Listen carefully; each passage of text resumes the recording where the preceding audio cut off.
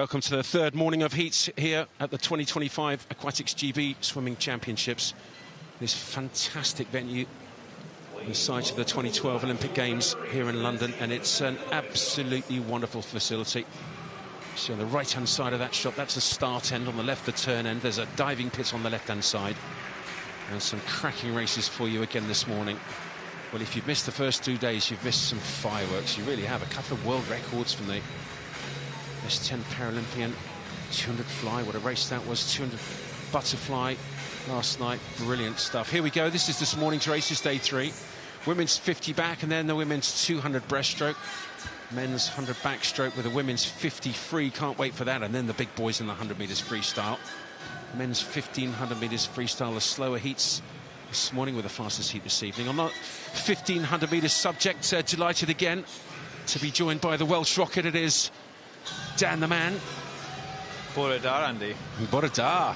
Hey, I'm learning quite a lot of Welsh. You're teaching me a little bit. It's a little bit, if you don't, am I allowed to say it's a little bit as spitty language? It's sort of, my microphone needs a little bit of a wipe down after I've practiced my wording. You could say that, yeah, but it is a beautiful language. It is beautiful.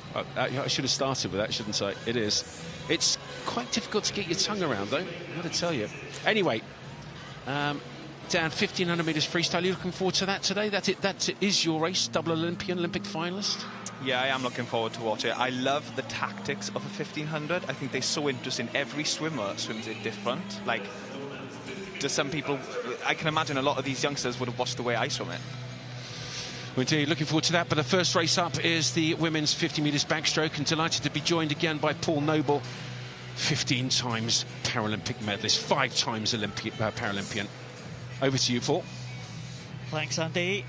Yeah, the 3 para swimmers in the outside lanes here, as we've been seeing all week here in London at these trials. The para swimmers mixed in the heats.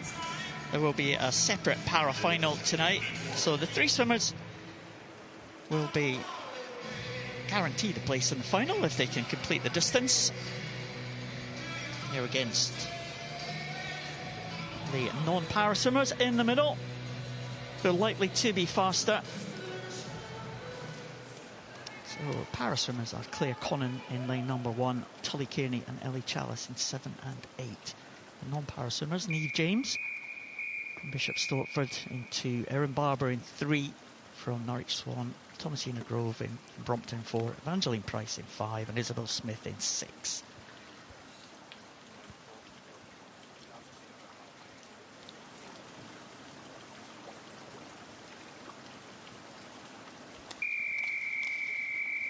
First heat, it is women's 50 metres backstroke, first of 9 heats.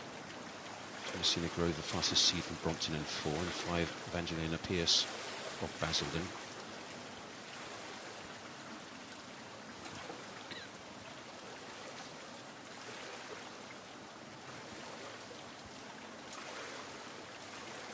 Just relax, please, swimmers, just relax. Just making sure that the starting equipment is correct. The swimmer in lane number 7 there, Paul. Yeah, some of the para swimmers have got adaptions for the start, and these adaptions all got to be checked by the technical officials beforehand, signed off. You see Ellie Chalice just using the cords there at the end, because she is an arm amputee, doesn't get grip on the wall. Tully Kearney, very similar as well, that starting device, very different to the normal starting devices. Well, a very good start up there in lanes 2, 3 and 4, 5 as well. That's Neve James, Erin Barber, Thomasina Grove, Evangeline Pierce, and look at this, 5 in a row. This is really very, very tight indeed. Looks like maybe lane 5 at the moment. Evangeline Pierce of Basildon Phoenix, really good second 25, great swim from her, time just outside the 30 seconds, 30.13, and well, great swim from them. And the para athletes, Paul? Yeah, Tully Kearney is going to be in. The 3 British record holders here in their respective classes. There's Ellie Chalice, Tully Kearney coming in at 42.08. So well done to Tully. Claire Connon coming in at the top end here in that time of 53.56, and Ellie Chalice, the Paralympic champion in her classification, 55.82. Well, just check through those times there. again, the para swimmers just outside their own record marks and their qualification standards, I think. Tully Kearney 42.08, Claire Connon 53.56, and Ellie Chalice 55.82. So that's the para swimmers, Andy, but Evangeline Pierce headed them home. She did indeed. Evangeline Pierce winning it from Basildon, 30.13, 30.57 for Isabel Smith. Thomasina Grove in third. We'll find out in the summary at the end of this event what the points are from those para-athletes. Of course, points very much making prizes in terms of progressing through to that final session this evening. Thanks, Paul, for joining us for that. So heat 2 of the women's 50 metres backstroke. Emma Price, the fastest seed in lane number 4. 9th on the 1500 freestyle, and she's in the 50 metres backstroke.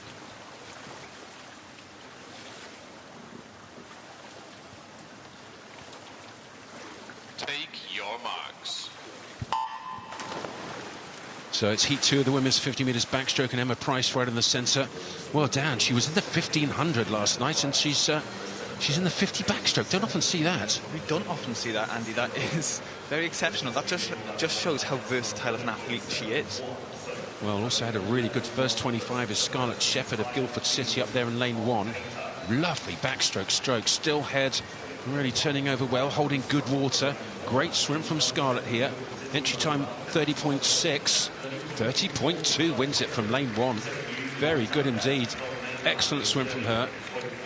Nicole Maynard coming second. I think she was in lane 5 there from Basildon Phoenix. 30.4 lifetime best from her. That's great to see as well. And Amy Jones third. Lovely still head it was right in the centre, right at the top there.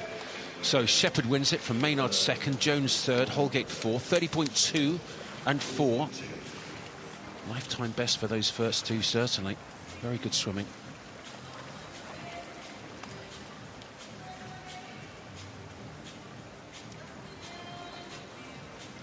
Not easy to swim straight here, Dan, in this pool. The roof not exactly straight, is it, to follow? No, and on backstroke you do kind of need to follow something. You don't want to be swimming along the lane rope because it's like a cheese grater when you're going at speed. Well, it actually is. I mean, it really hurts. If you fall off your bike, you get that, what do the cyclists call it, road rash, when you get that nasty marks on your arms and legs. It's the same with the lane lines. It hurts. Heat 3, women's 50 metres backstroke. Fastest seed is Charlotte Hall, right in the centre. Hall in 4. Hammond in 5. Jezard in 6.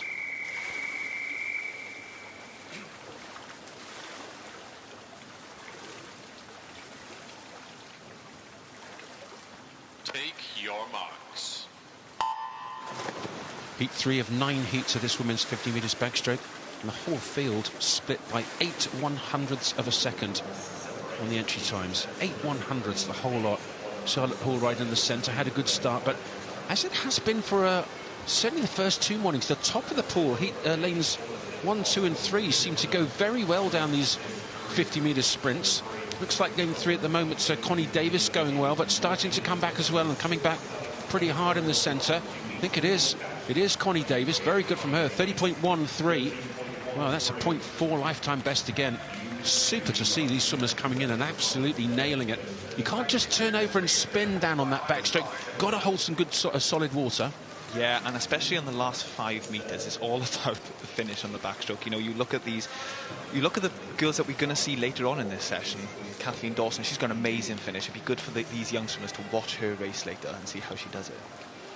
It really will, and the attack of someone like Lauren Cox as well, an amazing attack she has on the 50 backstroke, isn't she? So the results of the 3rd heat of the women's 50 backstroke, Connie Davis wins it. Second was Martha Stead. 3rd, Jessica Hum. 30.1, cracking time that. Heat 4, women's 50 back.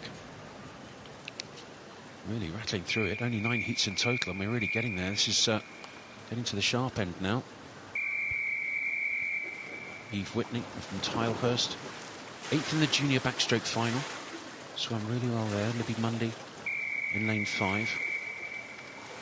Maybe better too on the backstroker, but going to practice the speed on the 50 here.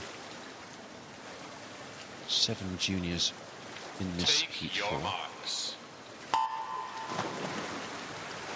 So that's just 1 length backstroke. Allowed 15 metres underwater, can't go past that 15-metre mark, the red marker on the lane lines. And again, it's a really good start right at the top there from Hannah Murphy of Royal Tunbridge Wells Monson. Up in lane 1, there are 10 lanes used, so right at the top is lane 0, closest to us is lane 9. And it looks like it is in lane number 1, Hannah Murphy of Royal Tunbridge Wells Monson, going really well. She's a junior. Entry time 30.43. Can she get in? Who gets the touch? She does just. Well, another super time. 30.4 her entry, 30.1 she's just gone. Well done, Hannah. Great to see these lifetime bests. And again, it's every single heat, Dan, isn't it? Lifetime best to win it. Yeah, I don't think there's been a single heat this week so far that hasn't had a PB in it. You know, a lot of these girls would have done the 100-metre backstroke yesterday, so it is a quick turnaround for these girls. And Hannah winning it. Second is Kate Schillinger and Jessica Huggins third. 30.3 was third. It's getting quick, and we're getting so close to sub 30 now. This is the final heat coming up, heat 5, where the swimmers are seeded over 30 on their entry times. I'd love to see a 29 point here. Here we go. Who's going to do it? Hannah Willis of Swansea in lane 4. One of your old teammates, I guess, there, Dan. Lane 5, Grace McDonald of Grantham. 15-year-old Summer Championships. Silver on the 50 back, gold on the 100 back, bronze on the 2. See what Grace can do, the 15-year-old in lane 5. Take your marks. So it's the 5th heat. It's the last heat where the seeds are above 30 seconds. I wonder if somebody can just pip under the 30 seconds here. Another great start up there in lane 3 from Wu of Stockport. She's going well. Also right at the very top, Isabella Price of City of Birmingham in 0. And it's these two, lanes 0 and 3, Price and Wu. Really good swim from Peiki Wu of Stockport in lane 3. Surely she can go sub 30. Oh, dive for the wall. She done it 29.93. Well done. Thank you very much indeed. Well, she came second, did Wu. And the winner, right at the top there, Isabel Price. Good spot, Dan. Thanks for helping me there. You got the top up the top. It's a great Isabel Price, sorry. An excellent last 5 metres there. Talking about the finish, she had the best one doing that race. Yes, and of course those backstroke flags helping to make sure that they can spot the finish perfectly. And 2 swimmers sub 30 seconds there. Price and Wu, very good from them, and a 30.1 as well. So it is getting quick, very fast. Heat 6 of 9, the last of the uncycle seeded heats in this women's 50 backstroke. They're all already going 29 points. And the British record is quite extraordinary. It's held by Kathleen Dawson, 27.19. Really close. British and Scottish record 27.19. English record 27.20. Welsh record 27.21. 19, 20 and 21 100s on the 27 seconds. That's amazing. Heat 6 of 9 of the women's 50 backstroke. Right in the centre, Anna Green, Edinburgh University in 4. 5 is Addison of Norwich. 6 is Rigg of Dumfries. Amber Rigg of Dumfries, 6th in the junior final of the women's 100 metres backstroke. This is the 50.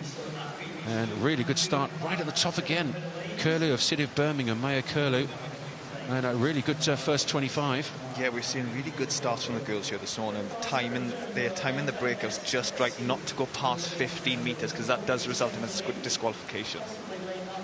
Amara Addison of Norwich Swan in lane 5. Had a really good second 25. Oh, who got the touch there? Very close indeed. In fact, Anna Green just touching out Amara Addison. 30.1. What was the winning time there? 30.11 to 30.16 for the first 2. 5 100 splitting those first 2. Oh, not the happiest face we've seen so far there, Dan. But Anna Green wins it. Addison second. Laura Ann Marshman third of Stirling.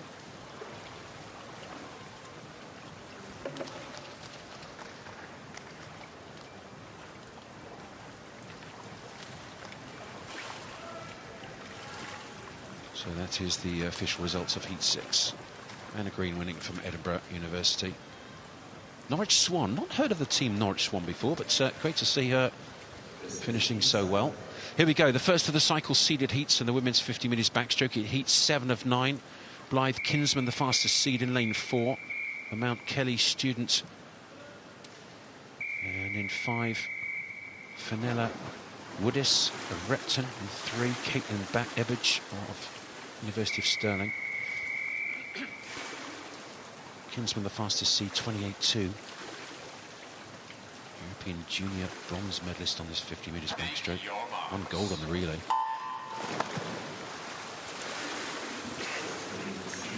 First of the cycle seeded heats in this women's 50 metres backstroke. Oh, just coming up on the 15-metre mark was Fenella Woodis of Repton. Kinsman possibly having the best start. Very powerful. Nice high head position, really still. Trying to make sure she can swim as straight as possible here. Look at this. Well, this is very impressive indeed. 28.29 is her best time.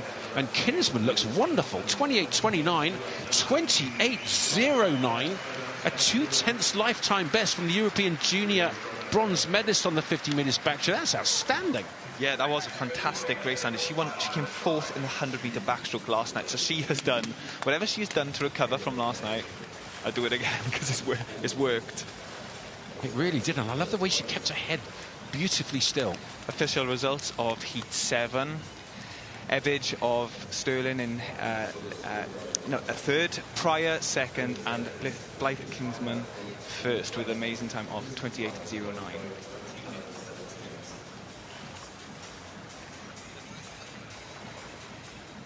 Well, that is impressive. 28.0. Gracious me. I wonder if she can go 27 points in the final session this evening. That'd be something special. Very good. So Heat 8. Kinsman set the marker with that 28.0. Now we've got Kathleen Dawson in lane 4. Led off that wonderful mixed medley relay in Tokyo to gold. The team breaking the world record. She's the British record holder on this 50 backstroke. 27.19, Scottish record holder as well. Take your marks. Heat 8 of the women's 50 metres backstroke. Dawson in 4, but De Groot in 3's quick, as is Rebecca Sutton in lane 5. Molly Garrett in 6. And started well right in the centre is Kathleen Dawson in the black hat. Yeah, we saw Kathleen take quite an early lead there. She's got an excellent dive, she's got excellent underwater work, and she can just take that right through to the finish. Lovely still head position, nice and high, and she's turning over well. Needs to make sure she hits the wall here. De Groot having a go at her in 3, diving for the wall, and it looks like it is Kathleen Dawson wins it 28.95. 29.2 for Rebecca Sutton 2nd, and 3rd was Sophie De Groot. Well, that time from that last heat, that puts that into perspective, doesn't it? Kinsman, an awesome time of 28 flat. And that heat won in 28.9.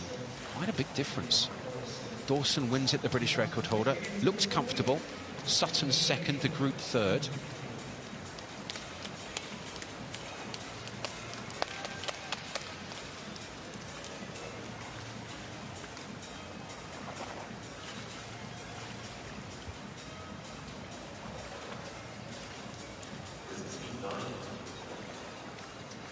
So Heat 9, the final heat of the women's 50 metres backstroke. Lauren Cox is the fastest seed in lane number 4. Bella Justice of Mount Kelly in 6. Nobody in lane 5. So the athletes in the water. Eve Warder for University of Bath in 3. She's quick. 7th on the individual 100 metres backstroke. Lauren Cox, silver medalist on that 100 backstroke in 4. Outstanding sprint backstroker. World bronze medalist in this 50 metres backstroke. Lauren Cox right in the centre, the English record holder on the 50 metres backstroke. And I think she's got a little bit of a point to prove after that 100 backstroke last night. Swam it well, but just got touched out from the medals. This is Lauren's preference race. She is bronze medalist in the 2023 Fukuoka World Championships. So it looks like it's Lauren Cox going to win this final heat of the women's 50 metres backstroke. And let's see what the time is, 28.14, second fastest so far. So that's pretty quick. And I've got to tell you, delighted to be joined straight out of the pool. It's amazing. Lovely to see you, Kathleen. How did that one go? How did that heat go for you? Hi, Andy. Yeah, nice to be here on this side of the swimming pool. To be honest, it's been a hard start to the season, pretty emotional for me. I had ankle surgery back in December, so I'm just taking each swim as it comes. Oh, great! That's fantastic. To take it as it comes and just have that attitude after you also had a right old cracking back last year, didn't you? That was tough too. Let's just have a quick look at the finalists. So Kinsman's in fastest, Lauren Cox is second. So you're going to be between Blythe Kinsman and Neem Ward in that final in lane 3. Happy with that after taking it as it comes? That's not bad, is it? No, not at all. And it's glad to see that these girls are swimming so fast. Blythe is coming on leaps and bounds, so yeah, glad to see that when I'm finished they'll take up the mantle. And when I'm finished, Kathleen Dawson, really? That's not an announcement, is it? No, come on. No, not at all. Good. No, so what are you going to do? What will you do now between the heats now and the finals? If you're just, trying to make sure that you just take it in your stride and you just make sure you're ready for this evening's finals. What sort of stuff would you do now? Well, personally, I'll be going to swim down. Yeah. How far would you swim down after a 50 back? After this, probably about 800. I mean, I produce a lot of lactate, so yeah, I've got to get that out of my system. Yeah. But then, yeah, I'll go back for a nap and then make sure you're recovering, eating a lot of food. Back for the finals tonight. Back for the finals tonight. Well, we're going to let you go because you've got 800 metres of swim down to go. Well done. Lovely to see you here after back surgery, ankle surgery, all the surgeries. And congratulations, lane 3 in the final. Good luck for tonight. Thanks, Andy. Cheers. Great to see you.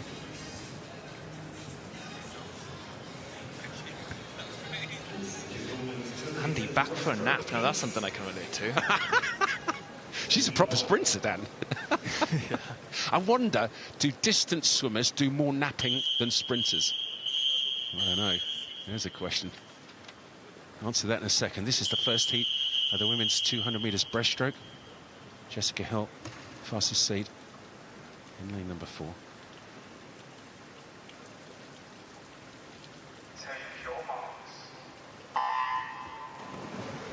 Perry Scobie of Stirling in lane 3 and 4. It's Jessica Hill of Tiverton. Philippa Hickman of Nova in lane 5.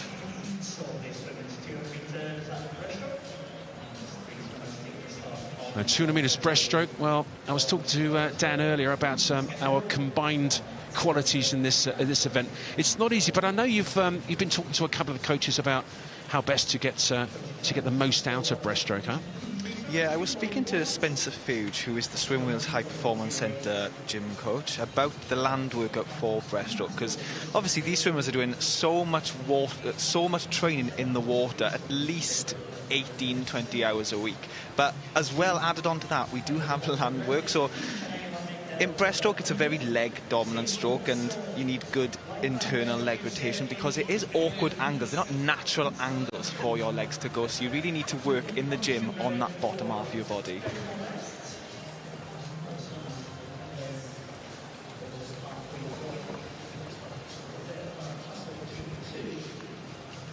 So coming up to the halfway turn here in this first of 10 heats of the women's 200 breaststroke. Hill of Tiverton right in the centre there, just first to turn, just ahead of Hickman of Nova Centurion.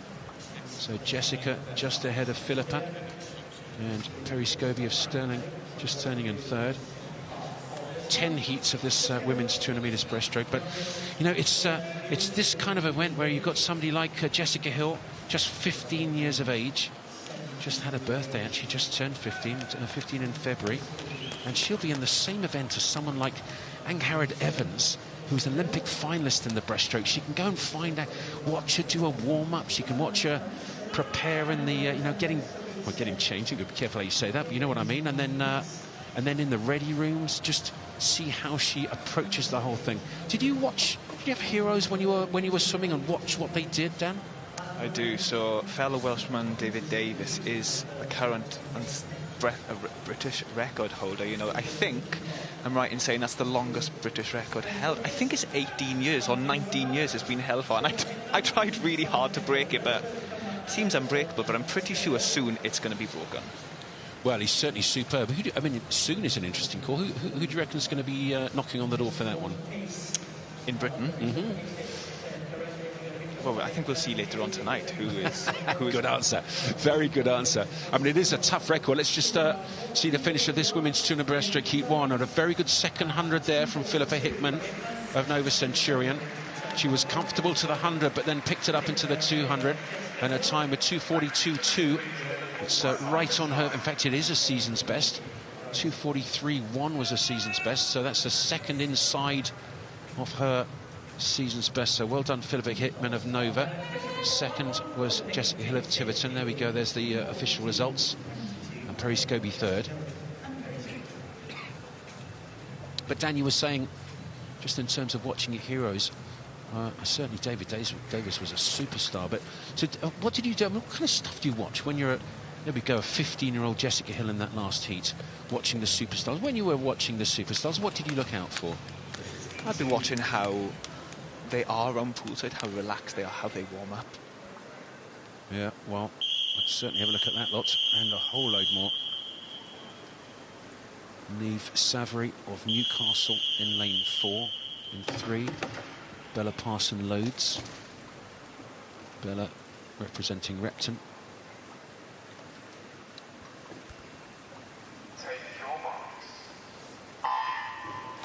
Hazel Ann Carter of Wickham in 5, but it's Niamh Savary of Newcastle right in the centre in the black hat. Probably the best start coming from Bella Parsons-Loades of Repton Swimming Club in that black hat, and she's gone out quite quickly. Also closest to us in the blue hat of City of Cardiff. I'm gonna have you pronounce the name of the swimmer in lane number 8, Dan. Gwenllian Evans. Very Welsh name, isn't it? Beautifully said. It is poetic, isn't it, when you do it like that? I do need to tell myself down afterwards, but it is beautiful. Yeah, a good first 50 for the swimmers right in the centre, and also from young Miss Evans in lane number 8, but started well up in lane 3. It's Bella Parsons-Loades of Repton Swimming Club. Repton really done very, very well. Relatively new to setting up their swim team, but it's come on leaps and bounds, and had an Olympian, I think.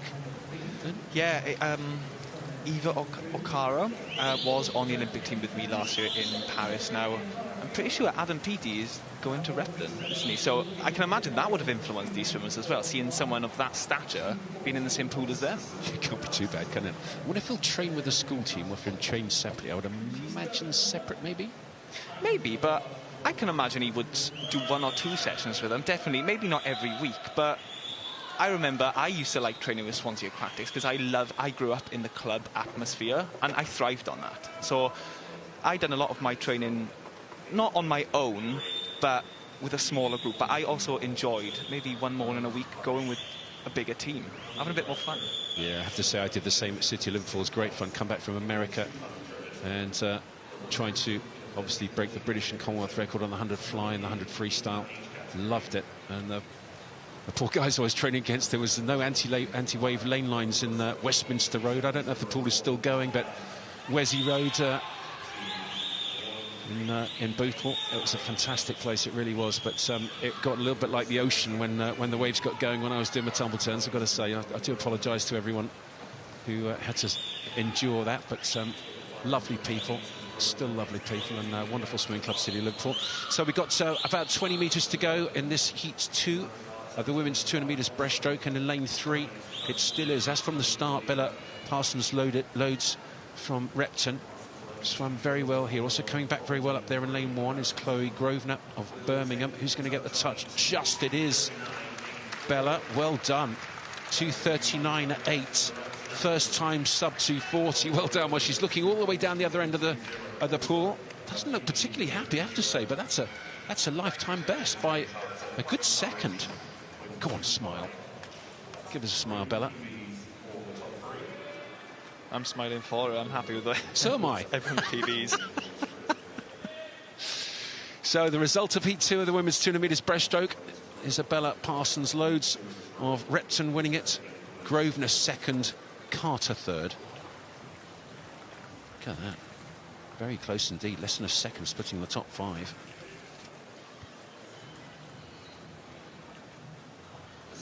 Heat 3, women's 200 metres breaststroke.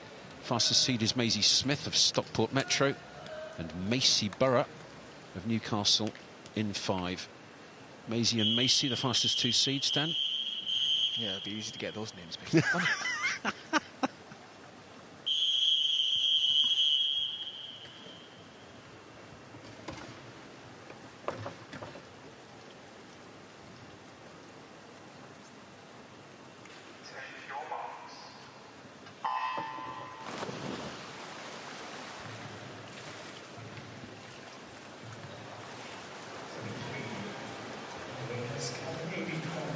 So it's the dive of Heat 3 of the women's 200-metre breaststroke. We're seeing the girls all in a line, a good start from all the girls, but we have seen an exceptional start from lane number 9, Anna Heatley. Let's see how she finishes this first 50.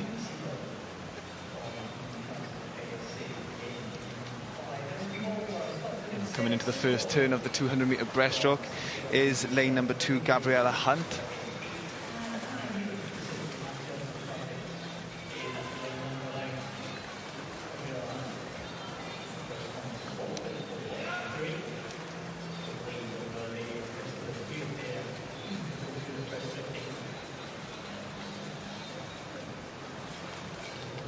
So it is indeed Gabriella Hunt of City of Liverpool.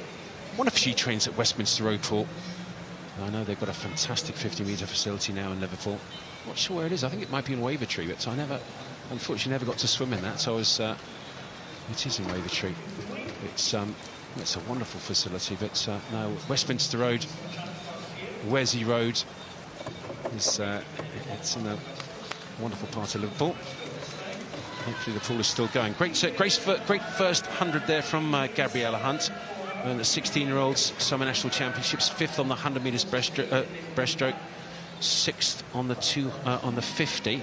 But it looks like she's got a cracking 200 here. I wonder why she didn't do the 200 in the 16-year-olds national age, because she looks really good here. Yeah, you know, maybe her coach saw something. She's obviously very good at the 50 breaststroke. She came last in the GB Summer Championships. She came 6th in last year's GB Summer Championships, and she came 5th in the 100-metre breaststroke. And obviously, she's in training. She's looking good in the more distance breaststroke sets. So maybe her coach just entered in there and see how she goes. Indeed, well, it's paying off. Certainly, it's a great idea, because look at this. And if this is one of her first 200 breaststrokes that she's done, I mean, she'll learn an awful lot from it. But she looks fantastic. She really does. She's driving forward, diving into every stroke. And I was talking to Dave Hemmings, the coach at Loughborough Performance, and I said, how do you get the best out of your breaststrokers? Because he's had quite a few Olympic finalists and some Olympic medalists, and he just said, try and dive in and then be as efficient as possible in terms of the body position you're in. And Gabriella Hunt, this is excellent from her. Look at that, 2:39.08 off a 2:40.1 entrance time and lifetime best. So a full lifetime's best of 1 second. Excellent from Gabriella Hunt, winning it. Second in lane number 7, Isabel Owen, 2:41.1. And third, right at the top there, Scarlett Davey of Sevenoaks, right in lane 0. And a good swim from her. So 10 heats of this women's 200 metres breaststroke, and City of Liverpool's Gabriella Hunt swimming very well indeed to win that Heat 3. Here we go, confirmation of the result of Heat 3 of the women's 200 breaststroke. Hunt wins at 2:39.0, full second lifetime best. Owen second, Davey third, Hall fourth, Kennock and Smith 5th and 6th. Heat 4. Heat 4, the women's 200 breaststroke. Thought I just heard a starting gun then, did I? It was a test. It caught me out.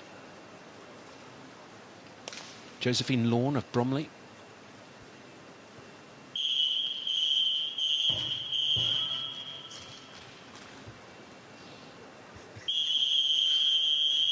Certainly, there's not enough going on. Give me a starting signal when I'm looking at my sheets to work out who's in which lane.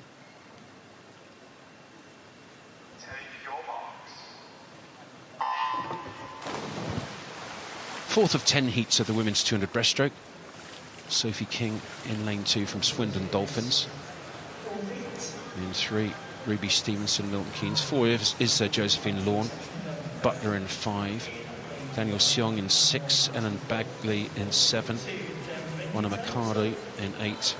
Perks in 9. Right at the top there is Dunbar of Leicester and Holly Hopwood of Guildford. So started out pretty well down this first 50 metres here, right in the centre in that white hat. I don't know who's going to touch first. Maybe just in lane 2 it is. That's Sophie King of Swindon Dolphins. So a good attack down that first 50 metres. 55, what's 60 now, Dan? Yeah, and you know, breaststroke, when you swim in this, you're looking forward, so you don't know where the rest of the field is. The only time that you can see the rest of the field, not that you should be looking, but on the turn, you come off the turn, obviously you're on your side, and as you're turning around to your front, that's the only time you can really see what's going on around you. Is that a cheeky little look, or do you actually do that on purpose? I used to have a cheeky little look, now and again, yeah. Just to make sure I knew where I was, and not that that's a good thing, but sometimes it just helps you out a little bit. Dan, cheeky little look, Jervis. Love it. So the 100 metres turn there, first to turn up in lane 2 was Sophie King, 1:15.0. Well, her entry time 2:39.8, so she can certainly do a lifetime best off that 1:15. It's a good start, it's a quick start, it's great commitment down that first 100. Now she's got to start picking up. Seems like the halfway stage down that the big swimmers start really making their moves. Yeah, I think that's when, well, we definitely from the 100 to 125, we see the field change quite drastically sometimes. You can see people in first, second, maybe even drop to 6th, because that is when the lactic acid really kicks in on the breaststroke. I love watching somebody like Freya Anderson's 200 metres freestyle, because you can really see when she gets into that 100, that third 50, she really picks it up. But whenever I did 200s, I have to say, I always found that the big guns, I always thought, oh, they'd go at the 100-metre turn. And it was a bit cheeky. They always went with about 5 metres to go into the turn, so they picked up that momentum going in, so they had it going out, and they were off before I even knew it. Yeah. Yeah. With a turn, the aim is to be on the wall as little as possible. You need to treat the wall as if it's boiling hot, really. We certainly do. Well, Ruby Stevenson of City Milton Keynes had a cracking swim here. Very good indeed. So Stevenson wins it, and wins it well. 2:37.1. Excellent from her. Sophie King second, 2:38. And 2:38.3. And Holly Hopwood in lane 1. So it's 3, 2 and 1. First, second and third.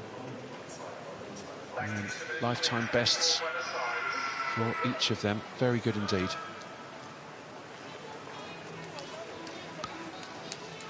I almost feel like I can just press go on the recording that says lifetime best wins the heats, Dan. It is amazing. Ruby Stevenson, lifetime best, wins the heat, 2:37.3. Sophie King second, Holly Hopwood third. And Britain, Great Britain Aquatics GB put on a fantastic meet, and they really are making it really wonderfully possible for these swimmers to do lifetime best at this fantastic aquatic centre. Yeah, there's a great setup here in London, you know, and they're just preparing these younger swimmers for the bigger competitions, European Juniors, World Juniors, Singapore this year, you know. You've got to be ready for those, because they are quite different. Well, they certainly are. There we go, 4 and 5, standing opposite sides of their blocks, staring at each other, waiting to compete in heat 5 of the women's 200 metres breaststroke. 4 and 5, Rachel Hornby of Swansea and Hannah Bettinson of Stokesley.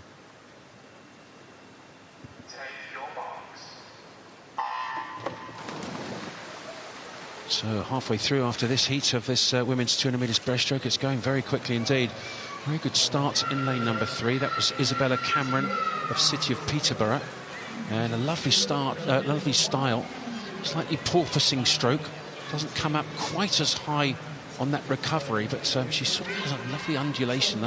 Just the dolphin action that's very effective down this first 40 metres. Yeah, we will also see some girls this morning in the 100 breaststroke that would have swum last night in the 400 IM. I'm talking about Rachel Hornby here. So she came 4th in the 400 IM B final yesterday.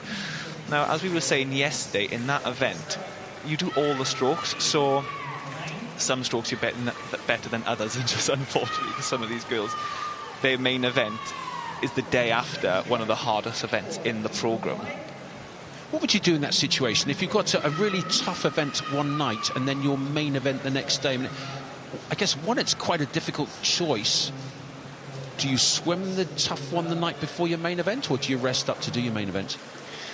Well, you've got to look at people like Duncan Scott there, because Duncan, especially in the Olympic programme, he's got a few best events, Duncan has, because he's good at all of them, you know, and he has to maybe not prioritise, but he has to get the recovery right, because he could have the 200 freestyle, and then the day after, he could have the 400 IM, you know? Yes, I remember at Commonwealth Games on the Gold Coast, I mean, he swam so many events. I think he got 6 medals.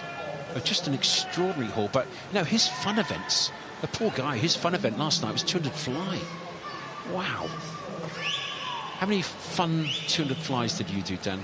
I didn't do many, especially in the last 10 years of my career. Can I tell you, I don't think you did any. Shall we be honest? Yeah, let's be honest, I didn't do any. I'm just trying to make myself sound a bit harder. You actually said that with a straight face. You looked at me, you went, I didn't do many. It's 0, Dan. I think it's about the same number as I did fun events, 200 fly. Let me tell you, 0. It's a hard one. I was a 100 flyer as well, but 200, get out. That's not on. This is a very good swim in lane number 5 here from Hannah Bettinson of Stokesley. She went comfortably down that first 50, picked it up into the 100, was leading at that turn, leading at the 150 mark, and now coming into the 200.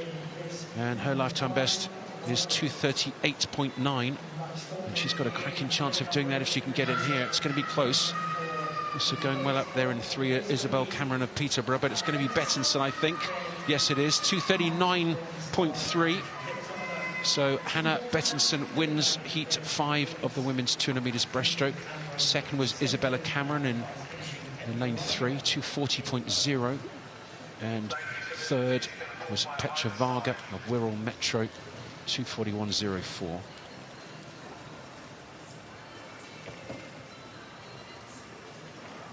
Tough event, 200 breaststroke, I have to say. Well, the E on the right-hand side of the caption there denotes they will be excluded from being able to progress through to the finals. They're international swimmers, and delighted to see that Aquatics GB has invited international swimmers, allowed them to swim in the heats of this championships. But it is a big selection meet, 6 meets this summer being selected for, and so we want to have as many, well, all the final lanes being filled by British swimmers to make sure that everyone's got a fair and appropriate chance of being selected for those 6 major meets this summer.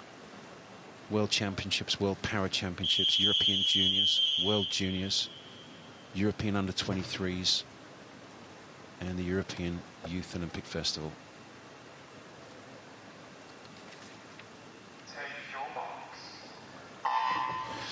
Heat 6 of the women's 200 metres breaststroke. Lily Jackson Oates of Nova Centurion goes in lane number 4. Probably the best start in the centre, though. Maybe actually the green hat there. Is that lane number 6, I think? Is that the Millfield school swimmer, Charlotte Hardy? Yeah, I think Charlotte did have the best start there, especially the best breakout into the first 25. Now, we've seen a few Millfield swimmers have great starts this week already, so I imagine that they've maybe been prioritising them as a team this year so far. Well, it's such a great discipline, and when you watch the Americans, people like Kate Douglas or Gretchen Walsh, are just phenomenal. If you want to go on YouTube and look at some phenomenal technical stuff on the underwaters, just go and watch Gretchen Walsh's 100 metres butterfly at the NC2A's American Collegiate National Championships. It's off the scale brilliant, but what a wonderful demonstration of how to do starts and turns. Yeah, starts and turns, absolutely. But no, we're also looking at the length underwater that they go in. So we were speaking earlier, Andy, talking about Leo Marchand, probably one of the most famous swimmers in memory, or that is currently swimming now. And we watched a video earlier, didn't we, of him doing a 100-yard breaststroke, and he'd done about 4 strokes. That just shows that his power under the water and how important the underwater component of the stroke is. Yeah, Dan, and actually, let's just make sure everyone understood. When you said 4 strokes, you meant 4 strokes. You meant 1 stroke per length. Yeah, and it was in a yard pool, so altogether it was about 22 metres per length. Yeah. 1 stroke is Yeah. Pretty impressive. And when he does his push-offs, it's not like it's super slow. It's actually very fast indeed. His actual 100 meters that he did, 100 yards that he did, was a very, very good time. But his push-off, and he just keeps going. The momentum he gets off the wall is phenomenal. That underwater pull, amazing. The kick to the surface, extraordinary. And then the distance he gets on that one stroke. It's worth looking up on YouTube as well. I mean, it's amazing to watch, isn't it? It is, and I imagine the reason why he's going so far underwater is because he's tucking his elbows in, he's tucking his head in, and he's making sure he's going through the water like a needle. There is barely any water resistance to him. Just like a pencil. Just like a pencil. So right at the top there in lane number 2, Emma Allat-File of Guildford City. Very good 200 metres breaststroke this. Their entry time 2:38.1, and she's gone 2:37.6. And yet again another lifetime best to win this heat 6 of 10. Just one more heat after this before the cycle seeded heats in this women's 200 metres breaststroke, and it's getting quick already. So Emma Allat-File wins it from Lily Jackson Oates in second, Eleanor Hall third of Millfield. Now the European Junior Championships being held this summer in Slovakia, and athletes born between 2007 and 2011 will be eligible to swim in that championships. And we've had quite a few qualifiers already for that. This heat 6 result, Emma Allat-File winning it for Guildford City. Second was Lily Jackson Oates, and third Eleanor Hall.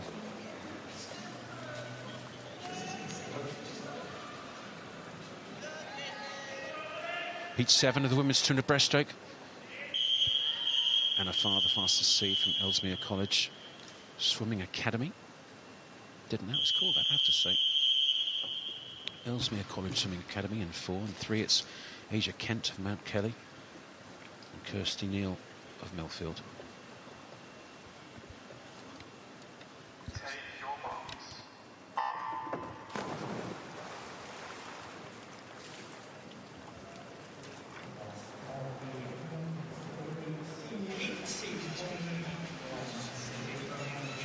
So the 3 high school team members in lanes 3, 4 and 5. Asia Kent of Mount Kelly in 3, and 4 it's Anna Farr of Ellesmere College, and in lane 5 Kirsty Neal of Millfield. And at the moment it's the Mount Kelly swimmer down there in Tavistock in Devon. Wonderful school that is. I spent 5 fabulous years there, really enjoyed myself. Great fun swimming, lovely people. Right in the middle of Tavistock. Take an umbrella in the winter time, but it's a super venue, and they've actually got at Mount Kelly one of the training pools from the 2012 Olympic Games from here in London. They took it apart. It was like a Meccano kit. They took it apart, stuck it on the back of a lorry, took it down to Tavistock and rebuilt it, and now they've got that so wonderful Olympic 50-metre pool in the school. That's amazing. I didn't know that. That's amazing, that is. There you go. There you go. There's a lot of bolts to undo and stick together. But the Olympic legacy, London 2012, if you remember, was the buzzword was Olympic legacy. And you go, oh, come on then, big boy, how are you going to sort that one out then? How are you going to make the legacy work? That's what they did, and it's quite extraordinary. I think there were 3 pools. I don't really know where the other pools go. In fact, if somebody could message Dan Jervis and tell him, you can tell me. Yeah, absolutely. But you are right about the London 2012 legacy. Like, it was my favourite Olympics to watch, actually. I think it was probably because it was in the UK, and I just felt the country had a buzz. Britain came 3rd overall in the medal table. Amazing games for our country. It was just so inspiring. It definitely inspired me. Yeah, it was fantastic to watch, wasn't it? And there were some super swims there, and we had, even international swimmers that were very much related to Britain. Rita Melatiti won the women's 100 metres breaststroke. I think as a 15-year-old, she was training down at Plymouth with John Rudd down there at the time. Winning the gold on that 100 metres breaststroke, and it was I think it was the coming to the fore of the wonderful Katie Ledecky as well, where she just took off on the 800 freestyle. But very close indeed on this women's 200 metres breaststroke heat 7. It's the last of the uncycle seeded heats. I think down here in lane number 8, it's Emily Morgan Hughes of University of Bath going very well, but a real close battle all across the pool. In lane 9, 8, 7, 5, really close. Who gets the touch? It is, well, I think it is in lane 9 actually. Maisie Brown came through at the end from Rushmore Royals, timed that really well. 2:35.8 So season's best of 2:37, and she's just gone 2:35. Very good from Maisie Brown. Second was Emily Morgan Hughes of University of Bath, but one of the closer heats. We've normally seen somebody really drive out and take it, but a cracking head-to-head there, Dan. Yeah, and that makes it interesting for people to watch. I love a good race, especially in the last 25 metres. Now the results of the women's 200 breaststroke heat 7. Maisie Brown taking the win, Emily Morgan Hughes second, and Kirsty Neal in third.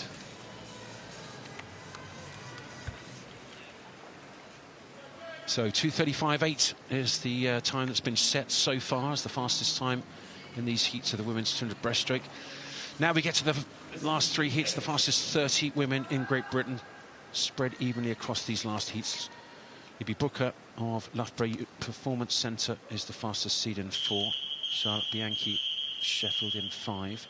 Sophie Brassington of Swansea in 3.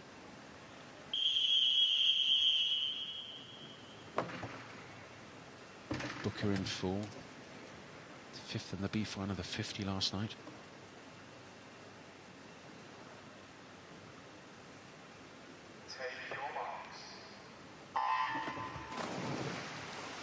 Heat 8 of 10 heats, the first of the cycle seeded heats in the women's 200 metres breaststroke.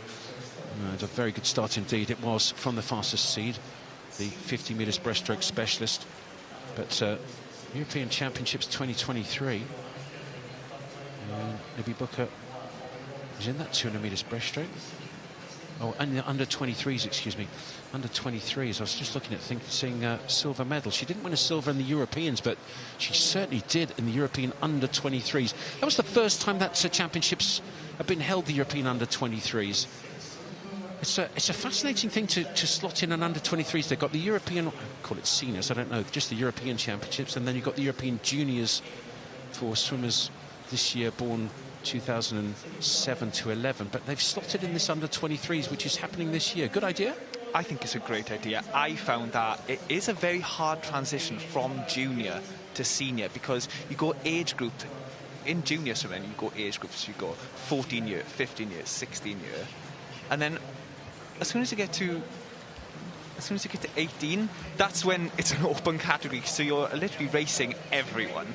And under 23s is a good kind of like break into that. It breaks it up a little bit, makes that large step a little bit smaller.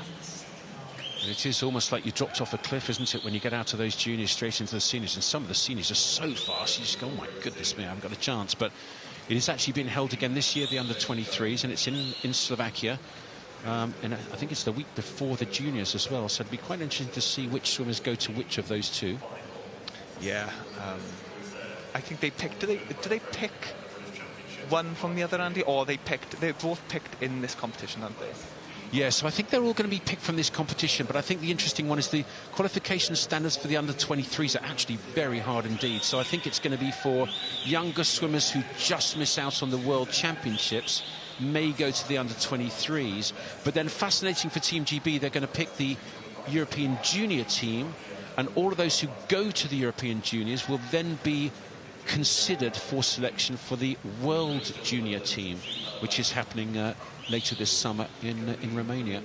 So that'll be interesting. Anyway, here we have the first of the cycle seeded heats in this women's 200 metres breaststroke. 2:30 for Libby Booker. That's a good swim from her. That's solid enough. That should get her through to the final this evening. So Booker wins it from Brassington second. Third was Charlotte Bianchi in those fastest three seeded lanes, coming first, second and third. It was actually 4, 3 and 5 in that order.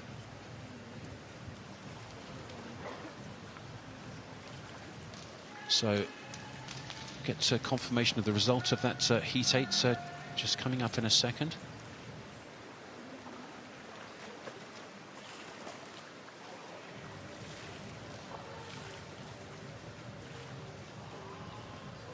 Don't think we missed it, did we? No, it hasn't worked.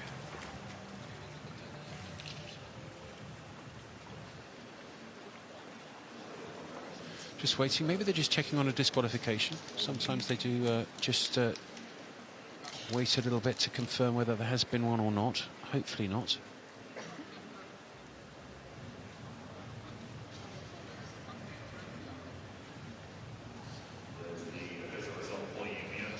So the official result of the women's 200 breaststroke heat 8, Elizabeth Booker 1, Sophie Brassington, Swansea University 2, Charlotte Bianchi, City of Sheffield 3. So 2:30 is the time to beat to make it through to that final. I think there's going to be quite a few people in these last two heats are thinking, you know what, I can have a cracking chance of making this final. Cara Hanlon, the fastest seed in lane number 4. Sienna Robinson's very good in 5. In fact, the fastest 3 swimmers seeded underneath that 2:30. So certainly expect to see them go and have a crack at it here.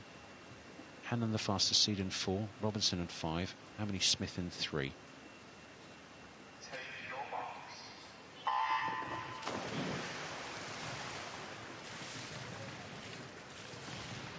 So the second last heat at the women's 200 metres backstroke, and Cara Hanlon, fastest seed right in the centre there. But probably the best start, certainly down this first 30, coming from Sienna Robinson of Loughborough University. Yeah, very good start from Sienna, but we will see Cara Hanlon come through, especially on this second 50 here. She's a specialist in the 100 breaststroke, Cara. Well, specialist in the 100, that's interesting.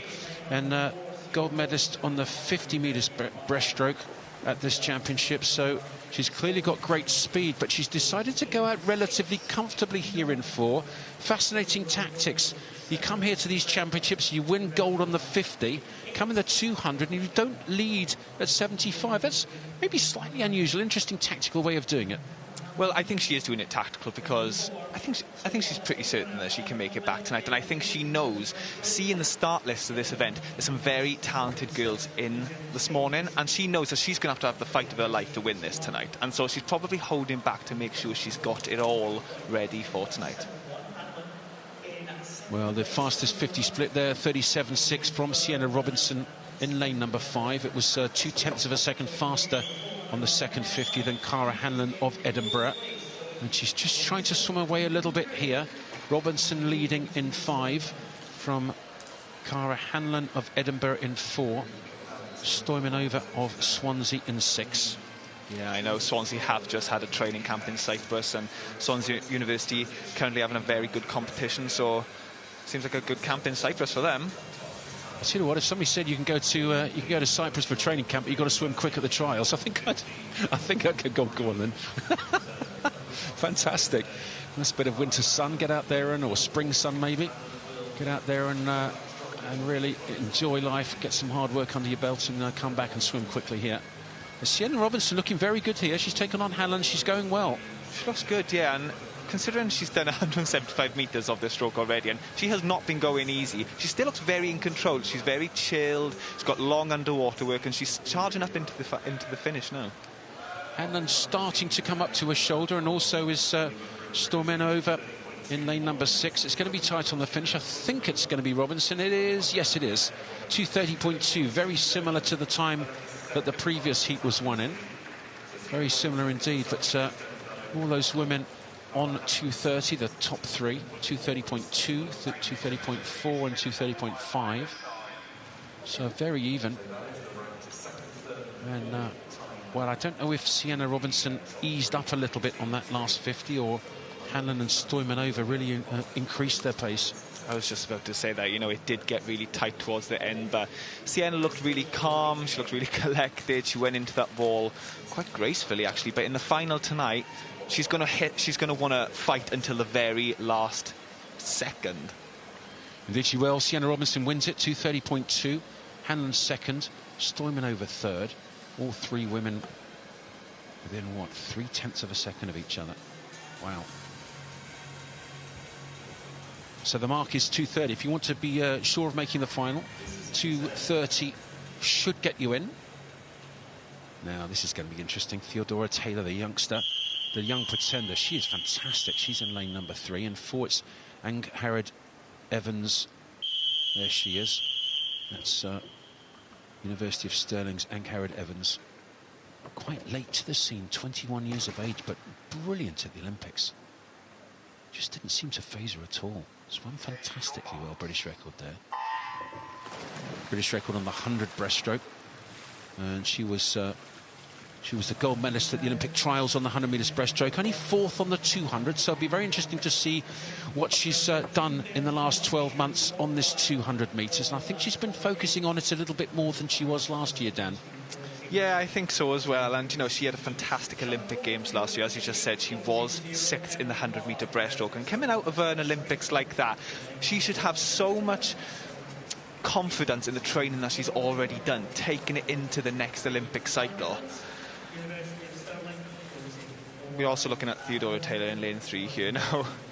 Theodora's 16 years old, 15 years old, and she's very versatile in her swimming. It'd be in her event, sorry. It'd be interesting to see which event she chooses going forward, because she's good at them all, Andy. Well, she is good at them all. The great news is at 16 years of age, she's still probably not quite got to the event that she's going to be great at as a senior. When were you finally deciding upon the 1500 as your event? I wouldn't say I decided on the 1500. It was decided for me, Andy. And I was 17. Well, 17, I've got to say, 1:07. The first 100 metres of this 200 is very, very quick. That's an excellent first 100 metres, and I wonder if she's going to have a crack at the British record here. You know, this is very good indeed. It's Molly Renshaw's record, and 1:07.6 at the 100 is outstanding.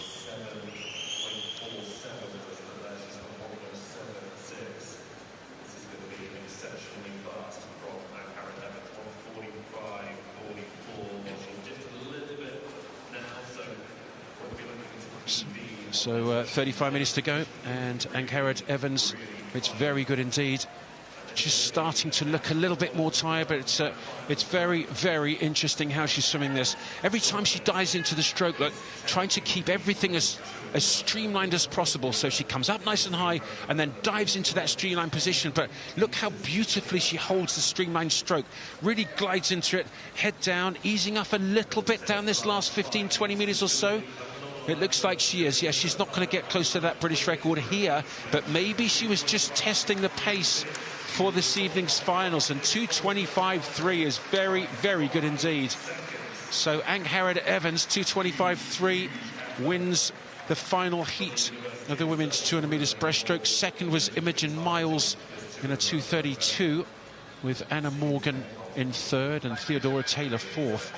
Well, there's couple of 2:32s there, and very close indeed second, third and fourth, so it can be mighty tight to make that final. I think Angharad was probably testing the waters there. When she touched the wall, she turned around, she had a smile on her face, and I think she'll be excited for tonight. Well, I think she will be, and 1:07 at the 100. Interesting splits. 1:07, 1:17. So let's see who's made that final. I think it's mighty tight for the 6th, 7th, 8th and 9th. Look at that. In fact, 2/100s Theodora Taylor just misses out the final, but no doubt about the fastest in there. Angharad Evans looked fantastic, didn't she? Booker's second, Robinson's in there, Hanlon, Stoimanova, Brassington. Miles is in there and Anna Morgan. And then, Theodora Taylor, the 16-year-old, just misses out. Had a brilliant 50, though. It'd be great to see how she can do on that 100. But don't forget, there's junior finals, so Theodora Taylor will go into that junior final as the fastest seed. And she's got another chance of having a good crack at that 200 metres breaststroke final tonight.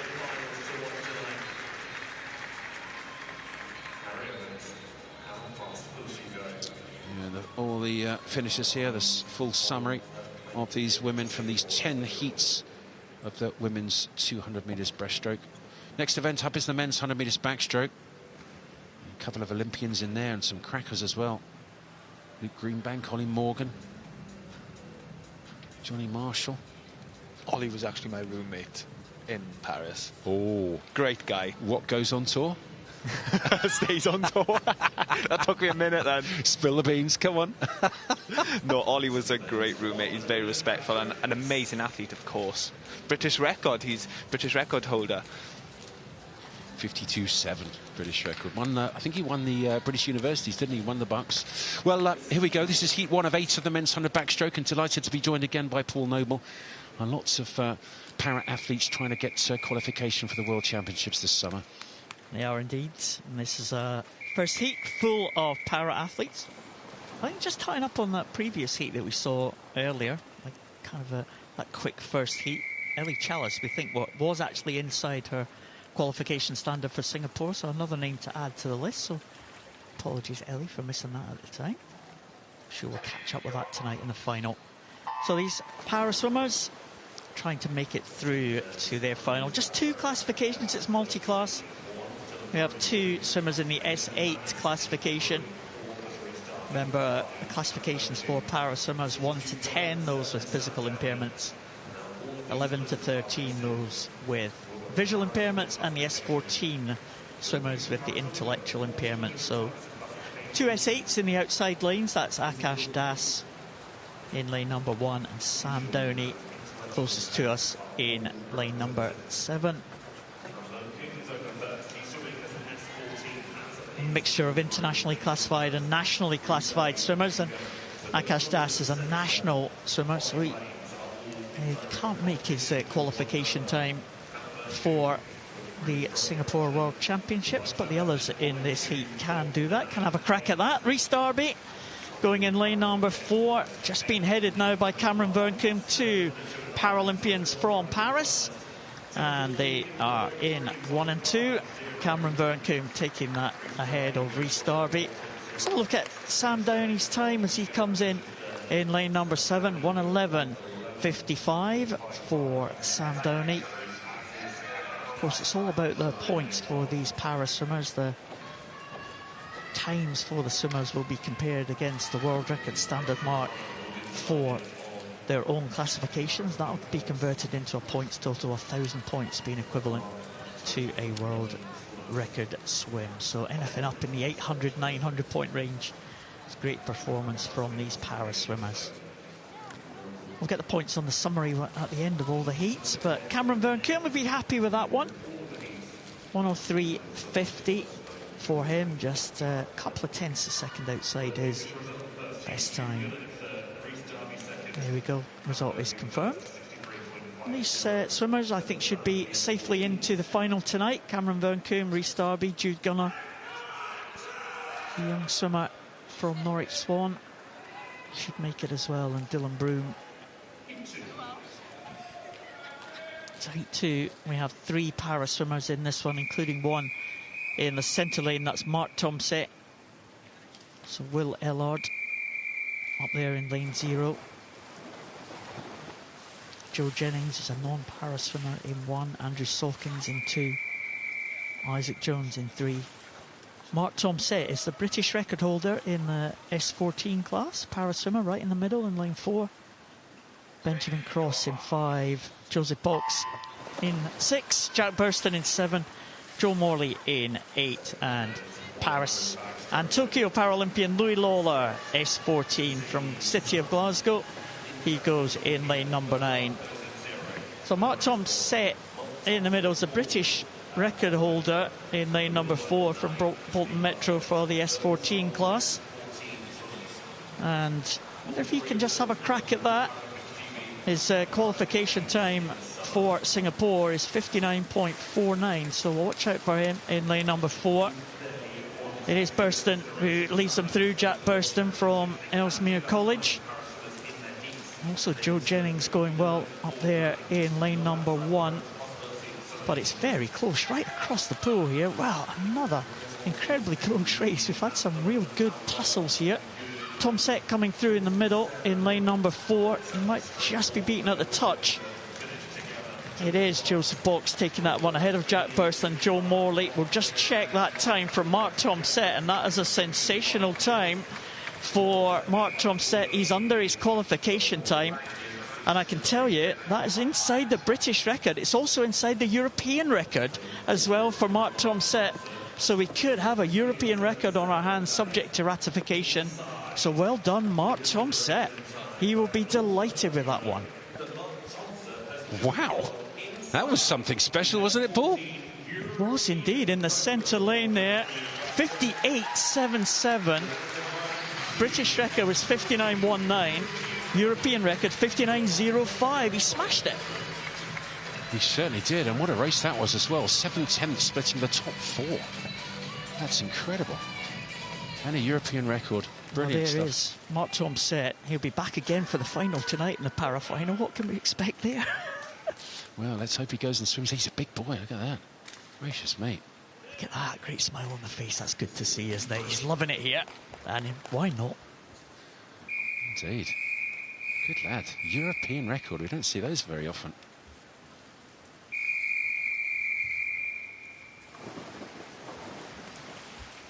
Cracking swim.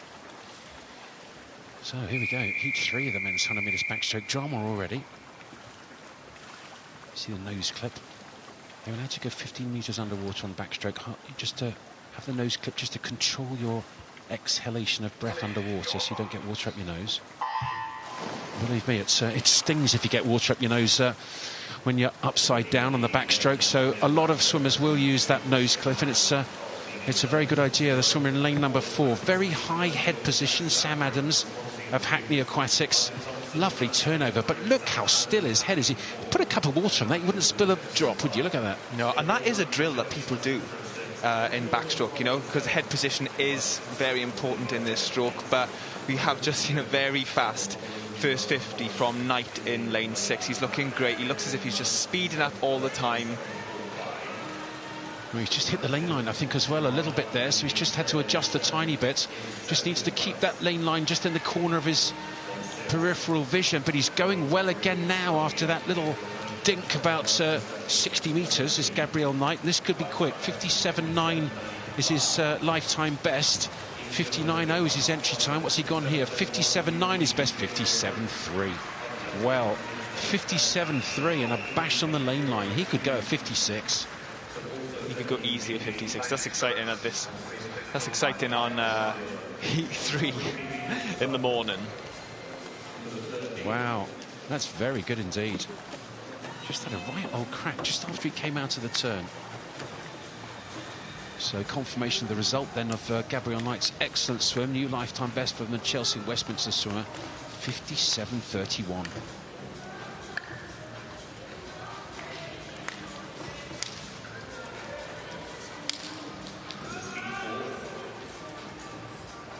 Gabriel Knight, super swimmer. I think I said Gabriel, did I? Gabriel, there you go. Anyway, heat 4 of the men's 100 metres backstroke. Toby Nakamura-Drew of Plymouth College Aquatics is the fastest seed in this 4th heat. Next to him, Antonio Nicolau of Swansea.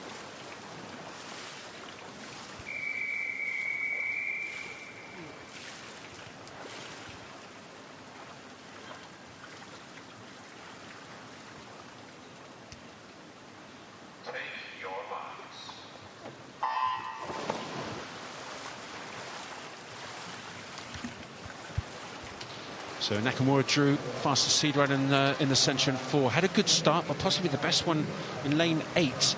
And the white hat, it's very close to us. Lane 9 is close to us. That's Callum Peebles of Edinburgh University. But lane 8, someone from Eastbourne. Very good first 30 metres. And coming into the turn, looks good. So first the turn at the 50, it was lane 8, but it's pretty close. It really was just 15/100ths of a second behind as lane 5. That's Antonio Nicolau of Swansea University. Interesting underwater work there from Austin Manley. He was quite close to the surface, so maybe when he's back tonight, maybe work on going a little bit deeper underwater. He could stay under longer then. Well, he certainly can now. Lifetime best for lane 8's 58.7. This is a cracking swim. 57.5. Well, we've talked about going for it in the heats, and I've got to say that's a wonderful swim. It really is. Young Patrick swimming brilliantly well. Summer Championships last year in the 13-14s. Was only 4th on the 100 metres backstroke, but my goodness me, well, I think he's only 14 years of age, you know. I think he is. He's not born until, well, he was born in May 2010. I think if my maths is correct, that makes him 14. He's just gone 57.5. Wow. Well done, Patrick. From lane 8 as well. Excellent. Eastbourne will be happy with that. Eastbourne Swimming Club. So 57.5 fastest, 57.8 second, and then a bunch of 58s. Great swimming already.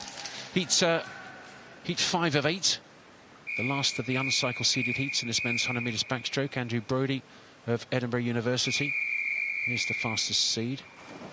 Archie Evans of Bath in 5. Jamie Gray in 6 of Tavistock Swimming Club. Down there in Devon. One of several juniors in this heat 5.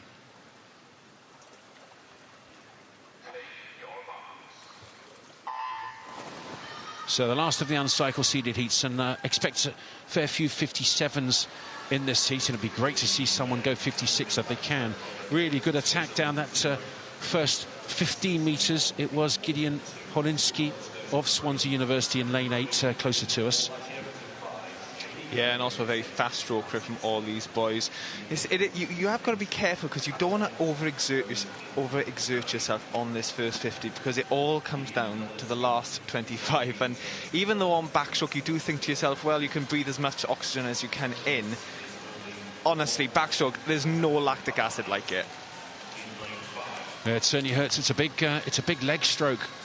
The leg muscles on backstroke absolutely screaming at you, particularly at this phase with about 15 metres, 10 metres to go and 100 metres backstroke and 200. My goodness me. But lane 4 here, Andrew Brodie of Edinburgh University wins it. I think he does, yes. 56.92. Well done. Well, we didn't have anyone ranked in the 56s. In fact, 57.6 was the fastest seed, and he's delighted. Look at that. Nose clip on to make sure you can control your exhalation of breath underwater. And oh, well done. That's great. Oh, look at that. Well, it's let me get as much oxygen in as I can, and I'm going to go all the way across the pool on my back. But what a great swim that was. 56.9. Gideon Hilinski, a Swansea University swimmer, but is excluded from the progression to the finals as an international athlete. Great to see him swimming so fast here in the mornings. Jamie Gray 3rd, Jack Doherty-Simpson 4th of Glasgow.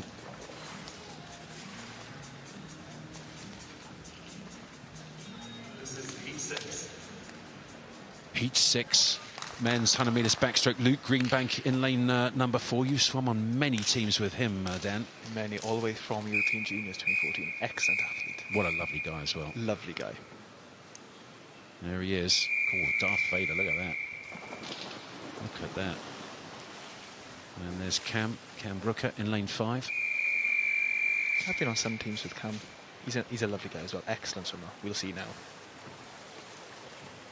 We certainly will. It's the first of the cycle seeded heats. The fastest 30 in Britain go over these last 3 heats. Greenbank, Olympic bronze medal back in Tokyo in the men's 200 metres backstroke. So unlucky in Paris. Just went past the 15-metre mark underwater. I'll say it was 15 metres and 10 centimetres if it was anything. But unfortunately, that's disqualified him. But he's back at it now, back in the pool. And his Olympic bronze from Tokyo, I'm sure, will be looking to go again. And he's attacking this first 50 very well right in the centre as Luke Greenbank. This is good. Yeah, there's a good fight out here from Cam Brooker and Luke Greenbank. You know, we will see them again later. But yeah, so they won't be going 100% max now, but tonight it's going to be a good race out between them two. Well, these two going really hammer and tongs at it, aren't they? Look at this. Greenbank at the top of those two. Closer to us, maybe slightly in the lead at the moment inside this last 25. Great final 25 from Cam Brooker. Who's going to get the touch? I think Brooker does. 53.94 to 54.13. Brooker over Greenbank. I'm pretty sure both of them will go through to the final, because that's a good quick heat, that one. First of the cycle seeded heats. So first and second, pretty good chance of going through. It's all on time, so in theory, you know, everyone could go through to the final if they're fast enough from the final heat or the second last heat. It never happens. All the fastest swimmers are evenly distributed among those last 3 heats. So Brooker wins it from Bath. Very good from him, 53.94. Greenbank second, 54.1, and then a bit of a gap then to Jamie Ferguson in 3rd. Quick from the first 2, solid swimming. Don't think it's going to scare too many people, though.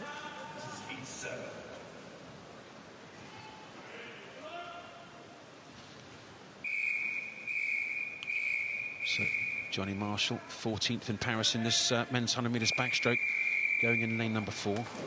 Trains out in the States, I think, out in Florida. Florida Gators. Yeah, and he swam very well at the American Collegiate National Championships. Very nearly won the gold. Just missing out to Hubert Koss, a Hungarian Olympic champion, to the backstroke beat him. He's actually got his Gators hat on.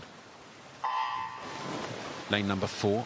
Lane number 4, that's Johnny Marshall of Carnegie. See how he does. Very good start as well. Well, you have to, if you are going to be a fantastic swimmer at the American collegiate level, and really quick down this first 30. We're going to have to watch this. This is excellent. Yeah, he's flying. He's not waiting around, is he? I think Jonathan will want that middle lane tonight. So, well, we'll just keep an eye on this, because it's a very, very quick first 50. I've got to say, 25.65, 52.70 is Ollie Morgan's British record. We'll keep an eye on that, because he looks very good indeed here. Really good. He's looking good, and he's looking really smooth. Maybe he's slowing down a little bit into the final 15. That's probably intentional. Well, Jonathan Marshall just starting to catch up the Cambridge swimmer in 5, but Johnny Marshall here, this is very good. 52.7 is the British record. 53.7. Well, I think he practiced that first 50, you know, practiced the speed for the first 50. The Gators hat of Florida Gators, Johnny Marshall. And then on the left-hand side there, Jonathan Adam of City of Cambridge. Good swim from him as well in second place, 54.7. It's going to be tight to make this this final, you know. You're going to have to go 53 point to be sure. Yeah, do you know what? I think a British record could go tonight, Andy, in this event. You know, we have obviously Luke, we have Cam Booker, we just had Jonathan Marshall, and now we... Well, yeah, now we've got 3 very, very quick swimmers. Still got to make the final, though. One more heat to come. Marshall wins that heat 7, 53.7, 54.7 from Adam. I think they'll both go through, but there's another very quick heat here to come. And the British record holder is in 4, Ollie Morgan. Fastest seed right in the centre, with Matt Ward one side of him, Jack Skerry the other side. And your roommate, Ollie Morgan. Fabulous chap. Spicy chap, isn't he? Talks a bit. No, yeah, but in the best way. He's lovely. He is. He is. Love having a chat with him. British record on 52.70.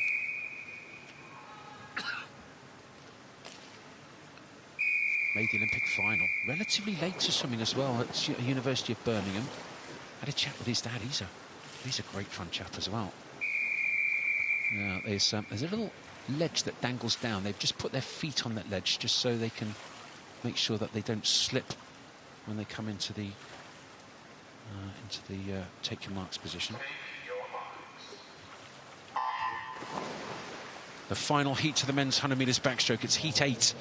The big guns in the centre, and the British record holder is in lane number 4 in the red hat, and he started well, but also the swimmers around him have as well. Jack Skerry in 3, Ollie Morgan, the British record holder, in 4, and Matt Ward of Bath in 5. Very good indeed from these 3. Yeah, we've seen a good start from Matthew Ward here. Ollie will be on his way. Ollie will be up there on the last 50 now. You know, he is Olympic finalist in this event last year in Paris, 8th place. Great turn from Ollie. Yeah, sorry, absolutely right. I was just going to say exactly the same thing, Dan. Very good turn from Ollie, the red hat, and second half of this 100 metres backstroke, he's working it well. He looks very strong indeed. This is an excellent swim from lane 4, the fastest seed, the British record holder, 52.70, 52.70, 53.14. It's a good swim, a very good swim. Very good swim indeed. So that's an excellent heat from Ollie Morgan. And Morgan, well, his time 53.1, won the British University Championships just outside the British record there. Second was Matt Ward, and that was quick, 53.6 and 54.3 for Jack Skerry in third place. But University of Birmingham's Ollie Morgan Great fun. Well, straight out of Heat 7, I'll just give you the result there of Heat 8. It was Ollie Morgan won at 53.14. I've got to tell you, straight out of that Heat 7, delighted to be joined by Johnny Marshall. Great heat there. Was that what you wanted? Yeah, I mean, I think I was still kind of just feeling out the longer pool. You know, came over from America just the other week. Been swimming a lot of short course yards, improving in that side of the pool. So just trying to, you know, feel the pool out. Well, it was a really good swim, got to say. So the qualifiers there for that final. You're going to go in 3rd. You'll be next to Ollie Morgan in 4. You'll be in 5. And then who's going to be next to you? Luke Greenbank. So you've got Morgan one side and Greenbank the other. Happy with that lane? Yeah, happy with the lane. Glad to be in the middle. I mean, it'll be a good race tonight with Ollie, and you know, hopefully get some bicarb in me, and you know, really see what I can throw down. And 53.7 in the heats this morning. What do you think you need to go tonight to give yourself a chance? Yeah, I mean, if I break 53, then I'll be fine. That's really my goal, just breaking 53, you know, going to best time. So. And what will you need to do in order to swim it differently to go from the 53.7 you were this morning to sub 53 tonight? I think kind of just bringing it home faster. I think I could have had a better breakout on my second 50. And, you know, probably use the environment tonight to just swim a bit faster, get those nerves up, and yeah, hopefully be fast. Fantastic. Well, you looked really good. We're going to let you swim down because I don't want to hold you up too much with that lactic acid racing through. But good luck tonight. Hope it goes really well. And congratulations on that heat this morning. Job done, huh? Thank you very much. Yeah, done. Very good. Done. Fantastic. Lovely talking to Johnny Marshall. I tell you what, he's a big unit. He really is. Lean and mean and very strong. So there's the summary of the para swimmers going through to that final tonight, and a new European record. That was a wonderful swim from Mark, it really was. So he goes in fastest, 889 points, 637 made it through. So that's going to be a really fun final this evening. Nice to see our 5 swimmer talking to there, Johnny Marshall representing Carnegie. Not sure that was a Fife accent we heard there. Well, he said he's just back from America. He's been training over there. You could tell, couldn't you? There's a tiny bit of a twang. Maybe he's been hanging out in the bars by the, I don't know where it is, by the city centre. It's, yeah, it's a good swim, solid swim. Looked happy. Another wet seat for me today from your guest, Andy. Thank you very much. You should explain that, because it sounds like something went wrong. Somebody had an accident. That's not the case, is it? You grab these swimmers straight out of the pool. 50 freestyle on now, though. Back to the action. Well, don't worry too much, but John Bailey's just going to clean your seat behind you. So right, that little tickle is not... There you go. You're in for the 50 freestyle. This is going to be fast and furious again, multi-class. Lot to watch out for here. I'll try and keep on top of it. Nancy Jubb, Liza Humphrey, Connie Ratley, Brooklyn Hale, Iona Winifrith, and Claire Connon. Iona Winifrith, what a star she was. Paralympic Games, just 13 years of age, took a silver medal in the breaststroke. First time we see her this week, and she is going in lane number 6 in the S7 class. 2 in the middle lanes, Brooklyn Hale and Connie Ratley swimming the S9 classification. So again, 1 to 10, those are physical impairments. And they are in the S9 classification, so at the lower end of the impairment scale. And they're well matched, these two, at the front of the field. Brooklyn Hale coming back strongly and finishing on her good arm. That is good skills for Brooklyn Hale to get into the wall first. 31.35. And in 3rd place it was Iona Winifrith. She's a couple of classifications down there. 34.65 for Iona. And that's a decent swim from her. That could be a lifetime best, actually, for Iona. So it's good to see her on some sort of form. But good battle there. I had a quick chat with her, you know, just in the pre-race warm-up, and a lovely, bubbly girl. Fantastic she was. Lovely to chat to. Oh, yeah, Brooklyn Hale, that was, wasn't it? Who came out on top. Well, your advice certainly worked there. It's important for the arm amputees to finish on that good arm, and she did exactly the right thing. Timed it perfectly, stretched with that good arm. If you touch with your the arm that you're missing, basically, touch with the stump, that could cost you about a second at the end. Well, she certainly swam well, didn't she? Lovely wee lass, I've got to tell you. Yeah, a real prospect, I think. Brooklyn Hale, just 15 years of age. So one to watch out for the future. It's a complete field of para swimmers for the next heat, and some of the big names in this one. Goodness, there's a lot to look out for here. There is the lineup. Kellyanne Warrington, the first time we've seen her this week. Paralympic Games silver medalist in the butterfly. And there she is, getting steadied on the blocks. The swimmers, para swimmers, can get assistance on the blocks to get on the blocks. They're not allowed to, so if the coaches are holding them in position, they're not allowed to add propulsion. So Kellyanne Warrington, she will be targeting this one to try and make that Singapore qualification standard of 27.52. So we'll watch out for her. Also Scarlett Humphrey as well in lane 7. Watch out for her time. She wants to dip under the 30-second mark.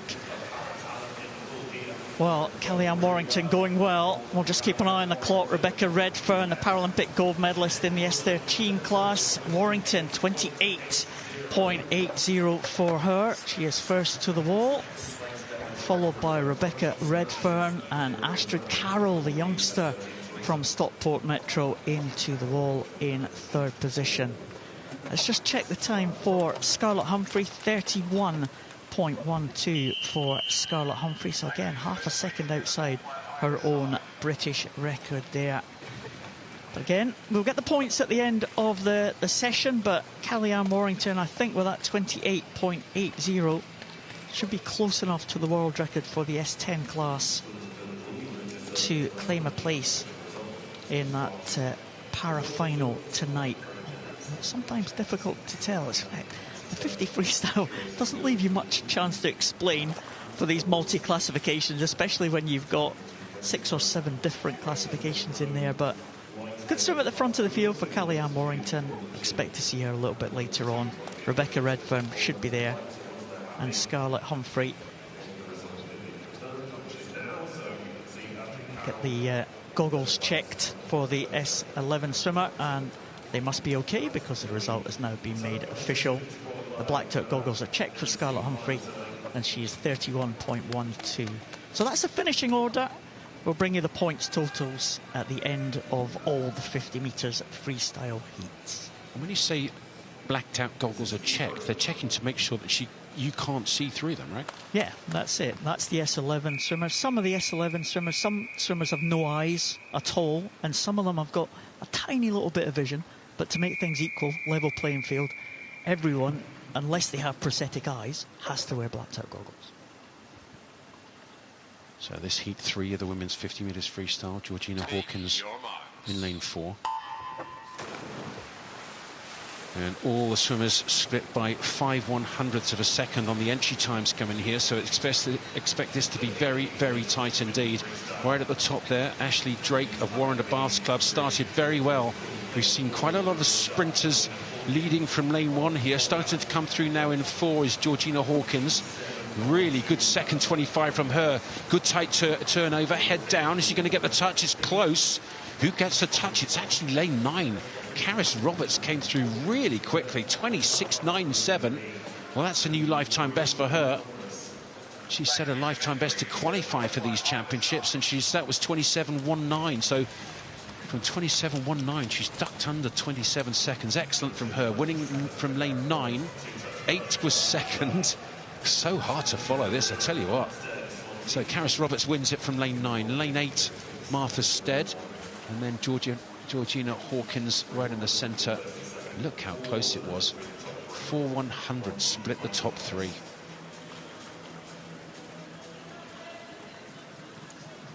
So there's only 10 heats of the women's 50 metres freestyle, and already on heat 4. Melissa Turnbull of University of Stirling, the fastest seed. Olivia Han of Repton goes in 3. Zara Coombe of Satellite of Macclesfield.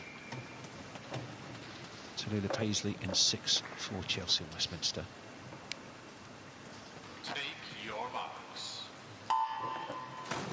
Erica Pasakinskate of Newham and University of East London. I think trains here, actually. She's in lane number 2, but, well, very tight here. And in fact, it is Erica in lane 2. It is her local pool.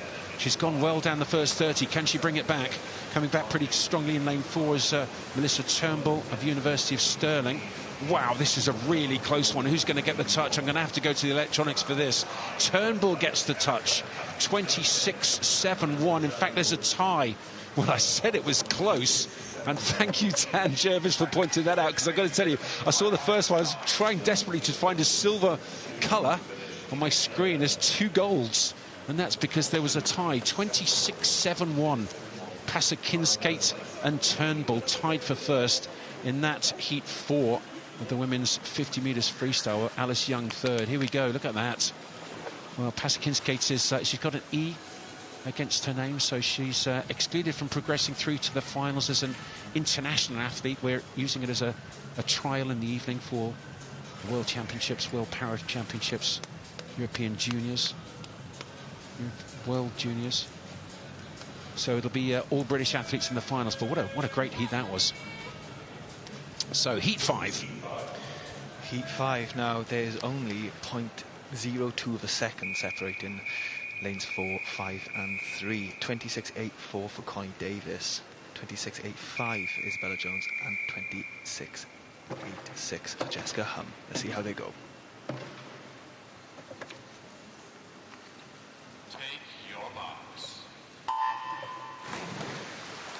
Good start from all the girls there. You know, 15s really are called splash and dash for a reason. If you watch this, you can barely see the swimmers. You can just see the splashing of the water. You know, some athletes actually, Andy, don't breathe the whole 50. You know, and I can see why. They've done in about 23, 24 seconds. Some of these coming into the finish now. Who gets it? It's very close. Ellie Fries gets it, Connie Davis second, and Isabella Jones third. Great swim, girls. Ellie Fries won that in 26.59. Well, I think that's the fastest so far, Dan. 26.59. 26.69 was second, and 26.77 third. Excellent. So that's Guildford's Ellie Fries wins it, Guildford City. 26.59, and from lane 8, that's very good. That's a half a second lifetime best from her. Well done, her. Connie Davis second, Isabella Jones in third, Mount Kelly's Sophie Ben in fourth. 26.79. That's a new lifetime best for her as well. So excellent swimming. So heat 6 already of this women's 50 metres freestyle. Only 10 heats in total. And Lily Mundell of Heart of Midlothian is fastest seed in lane 4. Mischenko of University of Aberdeen Performance in 5. Eloise Cole of Repton in 6. Eve Wood from Orkney up there in 2. The 6th heat of the women's 50 metres freestyle. And Dan was talking in that last heat about the importance of a good start. And it really is. If you look at the field now, it's just an absolute blanket completely across the length. Really starting to make a little bit of a move up there in 1. Really good turnover. A little bit of a breath at about 35 metres. That's Anna Tyers of Derby XL Swimming Club. Going well up there in 1. She thinks she's got the touch. Does she? No. Lane 7 gets it. Catherine Renfrew of Perth City Swim Club. That's really good. 26.51 from her.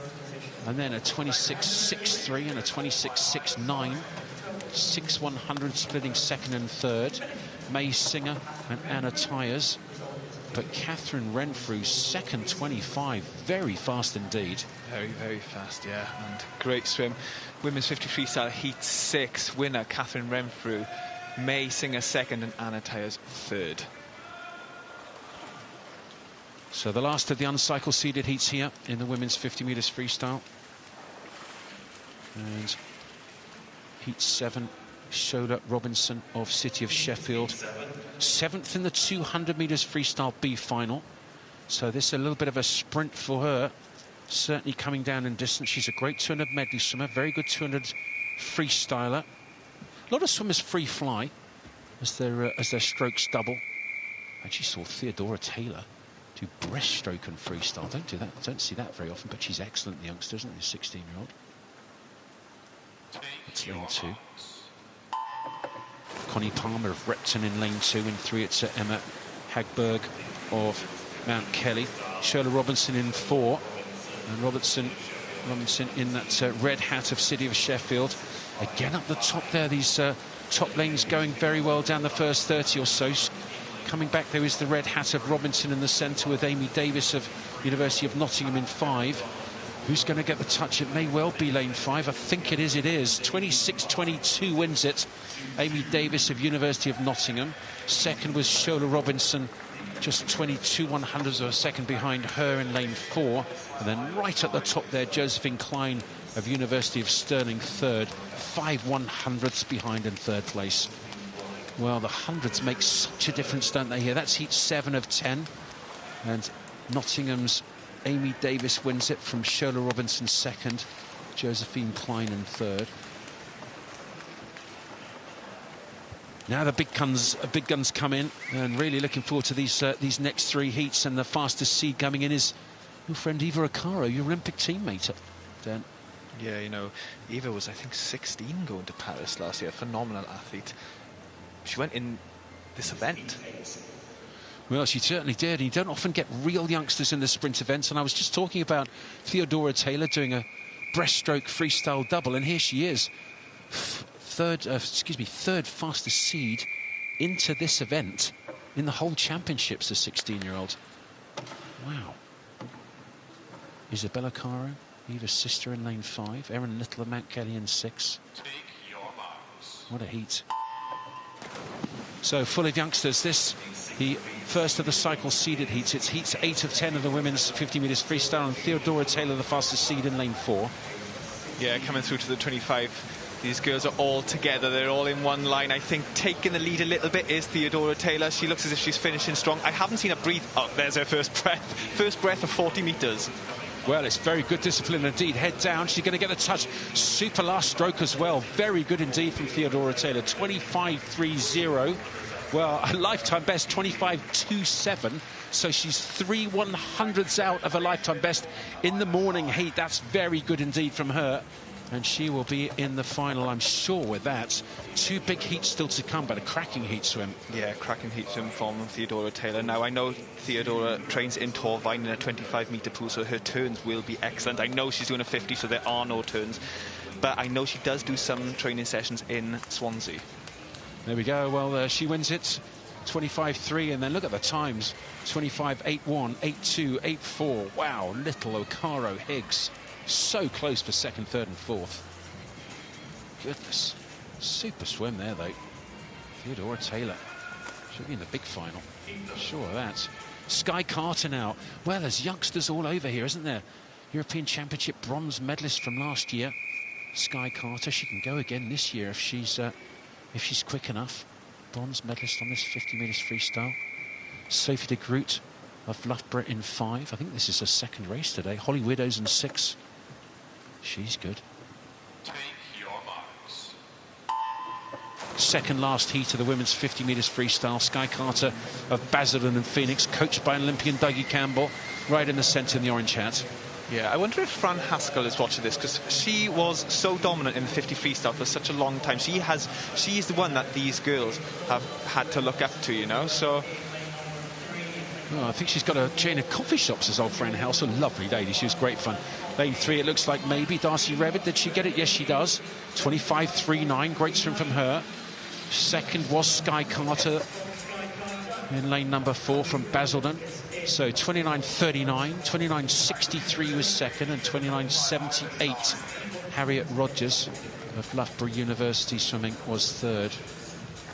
She's happy with that one. She's got a big smile on her face. She should be happy with it. She was excellent, especially at this time in the morning. You know, we talk about morning heat, and there is a difference. You know, swimming in the morning, you haven't long woke up. Yeah, you've done a full warm-up, but you are a bit tired. Now, the results of the women's 50 freestyle heat 9, Darcy Revitt first, Sky Carter second, and Harriet Rogers coming in strong third, 25.78. So 25.39 wins it. That's very good indeed. So heat 10, the final heat. Women's 50 metres freestyle. World junior record holder short course in lane number 4. It is Eva Ocaro, Dan's teammate from the Paris Olympic Games. Swam the 4x100 free relay there. 7th in the final. Wow. Rebecca Guy in 5. In 3 it's Hannah Capron. So Eva Ocaro, the world junior record holder in the short course sprawl in this 50 metres freestyle, right in the centre. Very high arm recovery position, really good turnover. Super powerful. Look at this, hasn't breathed at all. That's the 35-metre mark, and she's absolutely flying down this 50. Her lifetime best 24.80, and she's going to get close to the 25-second mark, I think. 24.9. Well, that's the fastest time this morning, and that's a super quick swim. 1/10 of a second only outside of her lifetime best in the heats. And look at that. Has she even done a 50? Gracious me, hello. It's important, I think, for the youngsters back home watching this 50 freestyle. If you watch Eva there, she smacked that wall so hard. You know, at one point, I thought she was going to knock off the timing pad. She swam straight through it. Well, that was outstanding, and I love the attack, but she's so strong. The way she swims it, she swims with quite straight arms, and to do that, you've got to have super powerful shoulders. And if you want to see an excellent proponent of that, Britain's Ben Proud, silver medalist at the Olympics, he's wonderful. But look at that, 24.9, Dan, that's brilliant. Brilliant, yeah, brilliant swim. Also, Rebecca Guy, Bristol, 25.24, and Hannah Capron from Repton. Eva's teammate, 25.78. Well, that's outstanding. So let's see the qualifiers for the final this evening. And it's, 1/100th. Isabella Ocaro doesn't quite join her sister. Eva Ocaro is the fastest seed. Some great swimming, though. Well done, Isabella. But Eva Ocaro in there. Theodora Taylor. It's full of youngsters. Sky Carter. Wow, what a final that's going to be. Erin Little of Mount Kelly just getting in by 1/100th. Great to see her in there as well. And then, of course, that junior final. Well, that's going to be quick as well. Not only are we going to see some lightning in the big final, which will be full of juniors, but there's going to be a cracking junior final too. Yeah, it could go either way. You know, freestyle, especially on a 50. These are going into this. These girls are going into this final all within a second. Anything can happen. If one person gets one good dive, they could win it. Well, they certainly could, and I think they talk about no mistakes, don't they, on the 50? And certainly Ben Proud does. I was talking to his coach once, and his coach said it wasn't a great swim. He breathed. And you go, what do you mean he breathed? He said, well, it got to 35 metres and he breathed. What are you talking about? He's not meant to breathe on 50 freestyle at all, as in zero. Amazing. So we're just having the Paris final summary here, I think, Paul. Yeah, see the points for the swims that we saw earlier on. As we thought, Kellyanne Warrington and Scarlett Humphrey are going to be in that top 8. You see the queue there, see who is qualified for the final. There's the times, the points totals in the 800 range. That's pretty good quality if you get into the 800 point range. Of course, it is internationally qualified swimmers, classified swimmers will take precedence over the nationally classified swimmers. And here we go, heat 1 of 9 heats of the men's 100 freestyle, and it's an all para first heat here. Bruce D, Owen C, there's Bjorn Owen, medalist on day 1 of these championships. Max Davis next to him. Bruce D has actually been on record-breaking form already this week. Saw him swim the 100 breaststroke. He set a British record in the 50 breaststroke on the way through. So Bruce D, well, watch out for him. He's in the S6 classification. He's over there in lane number 2. We'll come back to him because the higher numerical classifications going in the middle lanes. Bjorn Owen from Hamilton Baths, just outside Glasgow. He's had a very good week so far. Can be pleased with the performances that he has done. I wonder if you can get close to that 1 minute mark, Fiona Owen.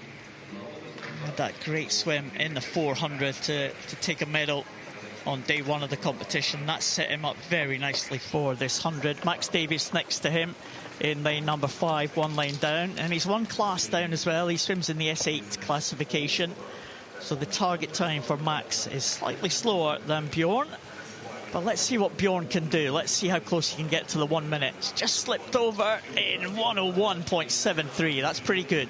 Let's watch Bruce D now. British record in Bruce D's class is a long-standing 109.83. Oh, 111.59 for the Paris Paralympian Bruce D.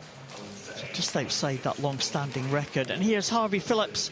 Well, we saw him last night swim all on his own in that 50 metres breaststroke.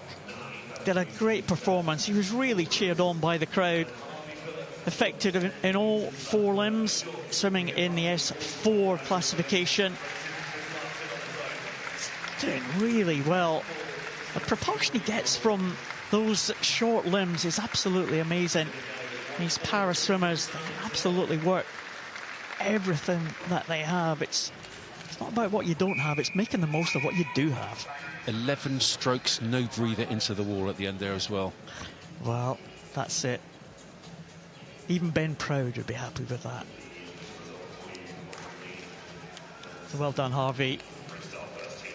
146 for Harvey Phillips. Bjorn Owen at the front of the field. He is a nationally classified swimmer. You see the N on the right-hand side there. So the internationally classified swimmers will take precedence for the final. But we might see Bjorn back again tonight. That's a good time for him. Some more para swimmers in this one, but some non-para swimmers as well in the centre lanes. Thomas Navarro-Barber and Rowan Brennan, 2 para swimmers in the outside lanes. And on the other side of the pool, Matt Redfern in 7, Kieran Williams in 8, and Zach Sturgis in 9. Again, a range of classifications. In the centre, as you can see, the non-para swimmers, Ethan Lim, Frankie Docking-Smith, Chenzi Duan, Matt Burton and Lucas Brown. I would expect the swimmers in the middle to be slightly faster. They're all entered in the 52-second range. Top para swimmers in the 56-second range. So in lane 5 it is, Matt Burton of Swansea University. Looks like he might be first to turn. Yes, he is first over. That time 24.6. And it's fascinating to try and keep your eyes on all the athletes here, Paul. Yeah, absolutely. Very close contest at the front of the field, lane 5. I think Matt Burton is going to take this one. Heading Chenzi Duan, the para swimmers. It's a close contest between Kieran Williams, Zach Sturgis and Matt Redfern. So it is going to be Matt Burton wins it, 52.11. That's inside of his lifetime best and inside of his qualification time. Very good from Burton. Duan second, Docking-Smith third. And there you see, just tidying up that result for the para swimmers. A very good swim for Rowan Brennan, 56.86, getting in ahead of the visually impaired swimmer Matthew Redfern from Worcester. We saw his sister a little while ago in the 50, Rebecca Redfern. But there is the result. Matt Burton taking that one, 52.11, ahead of Chenzi Duan, 52.23, and the leading para swimmer home was Rowan Brennan. That's a good swim from him, 56.86, with Redfern in second, Williams, Navarro-Barber and Sturgis. Again, we'll wait till the end of all the hundreds before we get that para summary to see who has made the final, but I think those 5 swimmers must be there or thereabouts to make that para final. Thank you, Paul. It's now a heat 3 of 9 heats of this men's 100 freestyle, and we've got some big boys in the final 3 heats. The fastest 30 men in Britain go in those fastest 3 heats, but it's already starting to hot up. Getting close to 51 seconds for the 100 freestyle already. Oliver Dade of University of Bath in lane number 4 and 5. It's Jacob Armon of Swansea. Jacob second in the junior final on the 50 metres breaststroke. here on the 100 metres freestyle. And lane 6 has started well. Jake Chesworth of Maxwell, very straight arm, particularly that right arm with that white hat leading. But look at that on the left-hand side. In fact, both arms, they're really straight.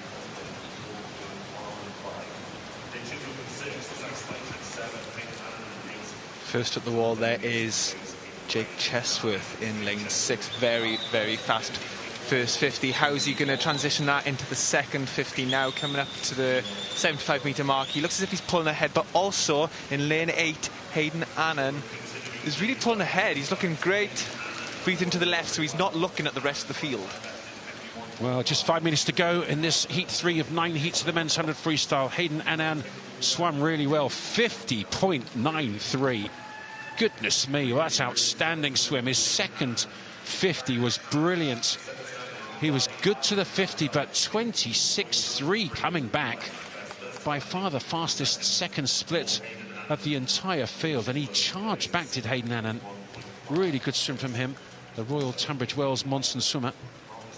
And 50.9 from heat 3. Gracious.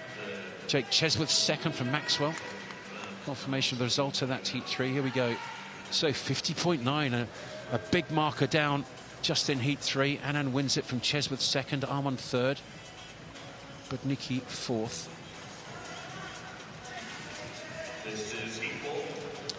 Heat 4 of the men's 100 metres freestyle. Noah Wheeler of Chalfont Otters is the fastest seed. Evan Davison of Perth City. He goes in lane 5. Still a high school student, of course, up there in Perth. Coached by Elaine Johnson. She's had a fabulous career as a swimmer and as a coach as well. Josh Williams of Swansea in 3.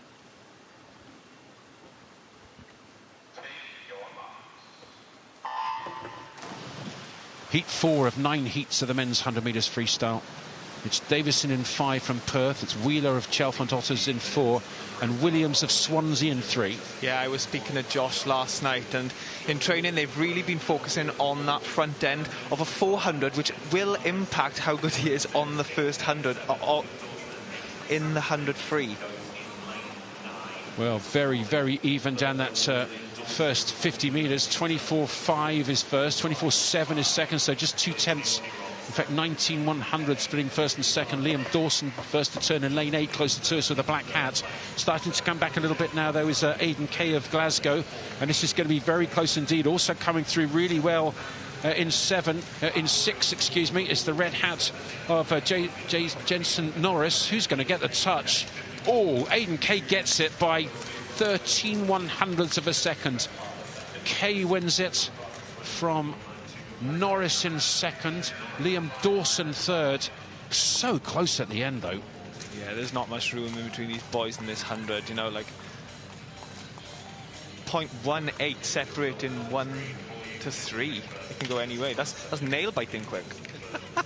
It certainly is, and I'm very pleased we've got electronic timing here, Dan, because it's so difficult to call, particularly when everyone's all over the pool. If you get somebody in lane 1 first, and then lane 9 second, lane 0 third, and 7, 6, 8, 3, 0, 5.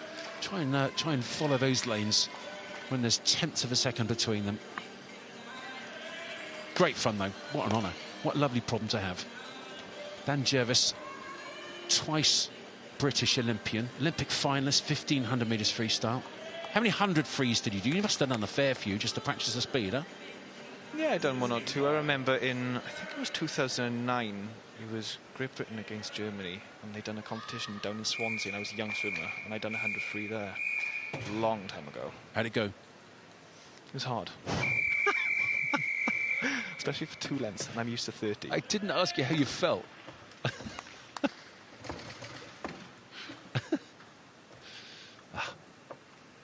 Heat 5, men's 100 free, 9 heats in total. Rio Dowdu of Mount Kelly's the fastest seed right in the centre in lane number 4. Best start, though, up in lane number 2. Joseph Way of Mount Kelly, his teammate, super start. But it looks like maybe on this side of the field, Adama of Mount Kelly, the 3rd Mount Kelly student, down this first 50, looks really good in 7. very fast 50 from Adama. 23.96. How is he going to come back from that? That's rapid. Well, how's he going to come back like that, Dan? Very well. I know, yeah, he is coming back very well. He just looks as if he's getting stronger. You know, he's obviously very quick out, but he's holding it. But also coming back in lane 4 is Rio of Mount Kelly. Finished very strong there. So Adama, I think, gets the touch. Yes, he does. 50.41. Very good from him. And he beats his teammate by 8/100ths of a second. Adama over Dowdu. Wow. What a team relay that is. 2 guys on 50.4. Excellent. Third was Rowan Smith, City of Sheffield, 50.72. But 8/100 split those first 2 Mount Kelly athletes. And what a relay team they'd have. I can imagine they have little races every day, don't they? They know each other now well. I bet they have big races every day as well. Yeah, they do, probably.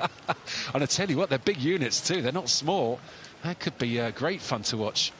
So Adama wins it from Mount Kelly. He's got an E against his name and one of the international athletes, so won't be allowed to progress through to the final should he be quick enough.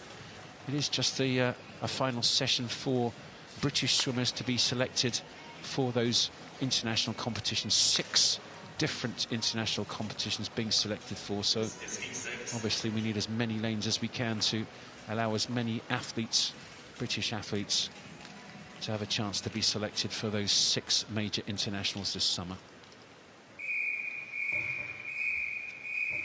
And heat 6 of the men's 100 metres freestyle.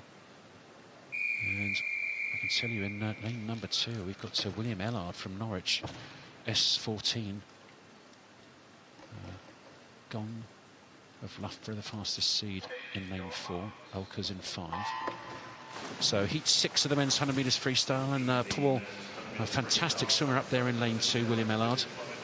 Yeah, he's a world record holder in this event, and his entry time is the world record time, 51.07. So we'll watch out for him in lane number 2, just 2 lanes from the top. Double gold medalist in Paris. He won the 200, but 100 freestyle for the S14, not a Paralympic event. So good chance for Ellard to have a crack at the record. And I can tell you, Andy, he's under world record pace.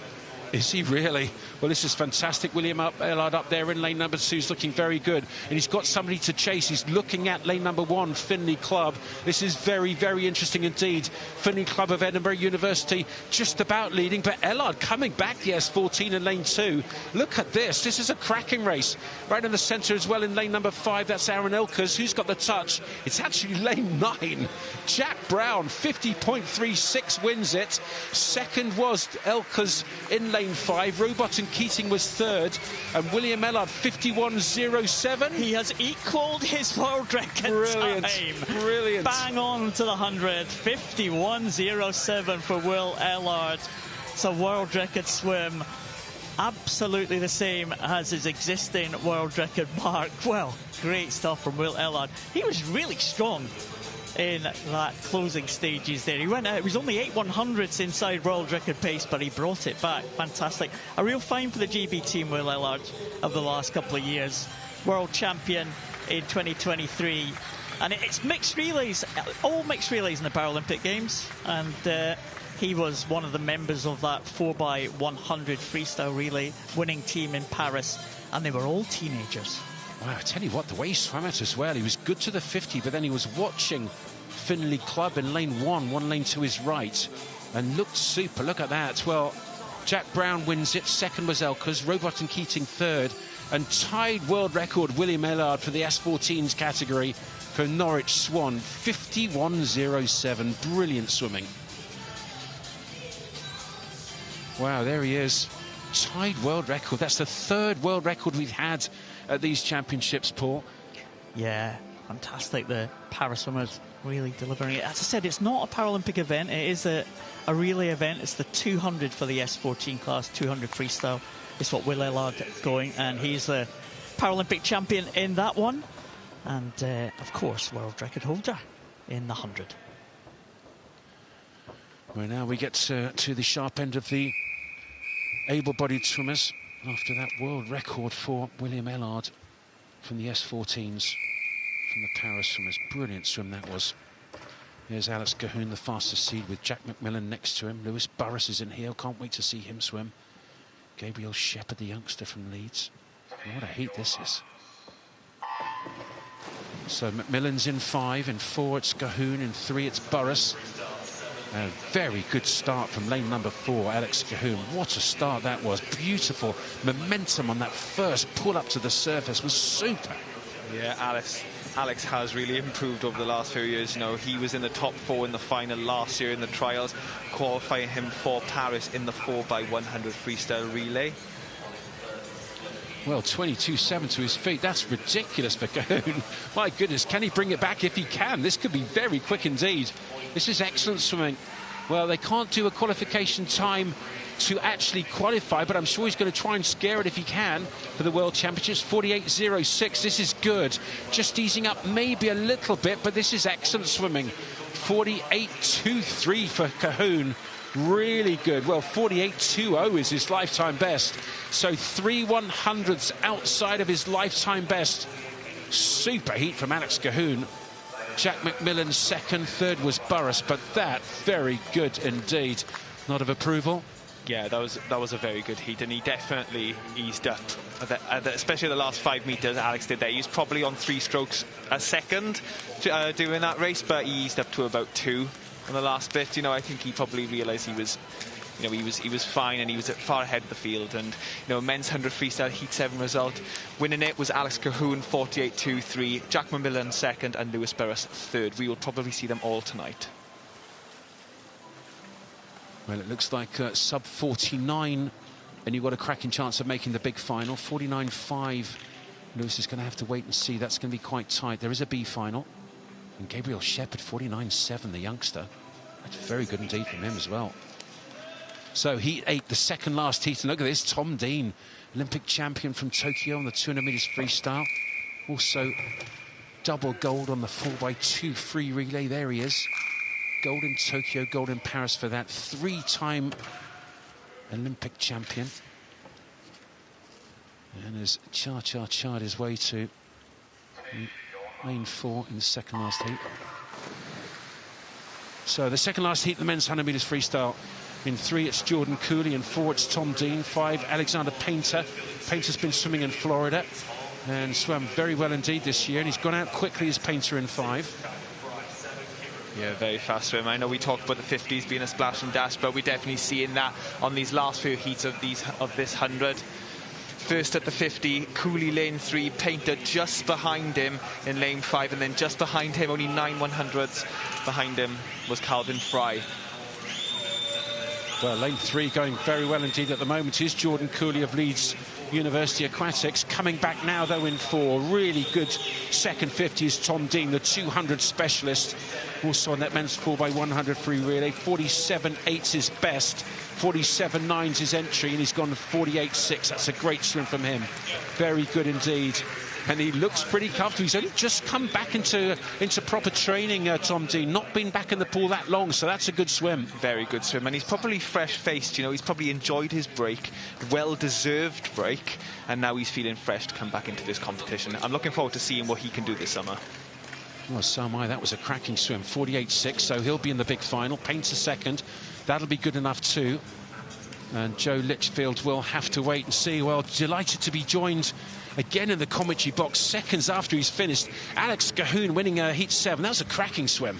Yeah, I was really happy with that. I executed it really well. 100 free is just getting more stacked and stacked, so I know I've got to be on it in the morning, so I'm really happy with that. Well, that was a fabulous swim, wasn't it? And look at this, Matt Richards going in the final heat. What do you think he's going to go here? Yeah, it'll be pretty quick. He's always quick, which is a bit annoying, but yeah, hopefully it'll be a really good showdown tonight, so I'm looking forward to it. Oh, brilliant. Well, I don't know if you can wait a second. Some grimaces from the pain after that 100 freestyle. Yeah, I get quite a high lap hit as well, so I'm struggling there. Do. Well, if you just wait with us for a second, there's excellent. So we got this, the final heat of the men's 100 metres freestyle. We've got Matt Richards in 4, Jacob Whittle in 5. What do you think these guys are going to be looking for here with your excellent first of the seeded heats? Yeah, they'll be looking for a solid swim. Everyone wants a centre lane in the final, so yeah, they'll be quick this morning. You can't afford not to be quick, so it'll be interesting to see what they go, what he turns in now. Well, you were very quick. What's 22.99? I think you weren't far 22.7 you were to your feet, Yeah, so you're ahead at the moment. Yeah, I pushed it out this morning 'cause that's my strength, is my front end. I haven't got the back end of these guys who do the 200, so... You came back really well, though, this morning. Yeah, it's coming there, it's coming along.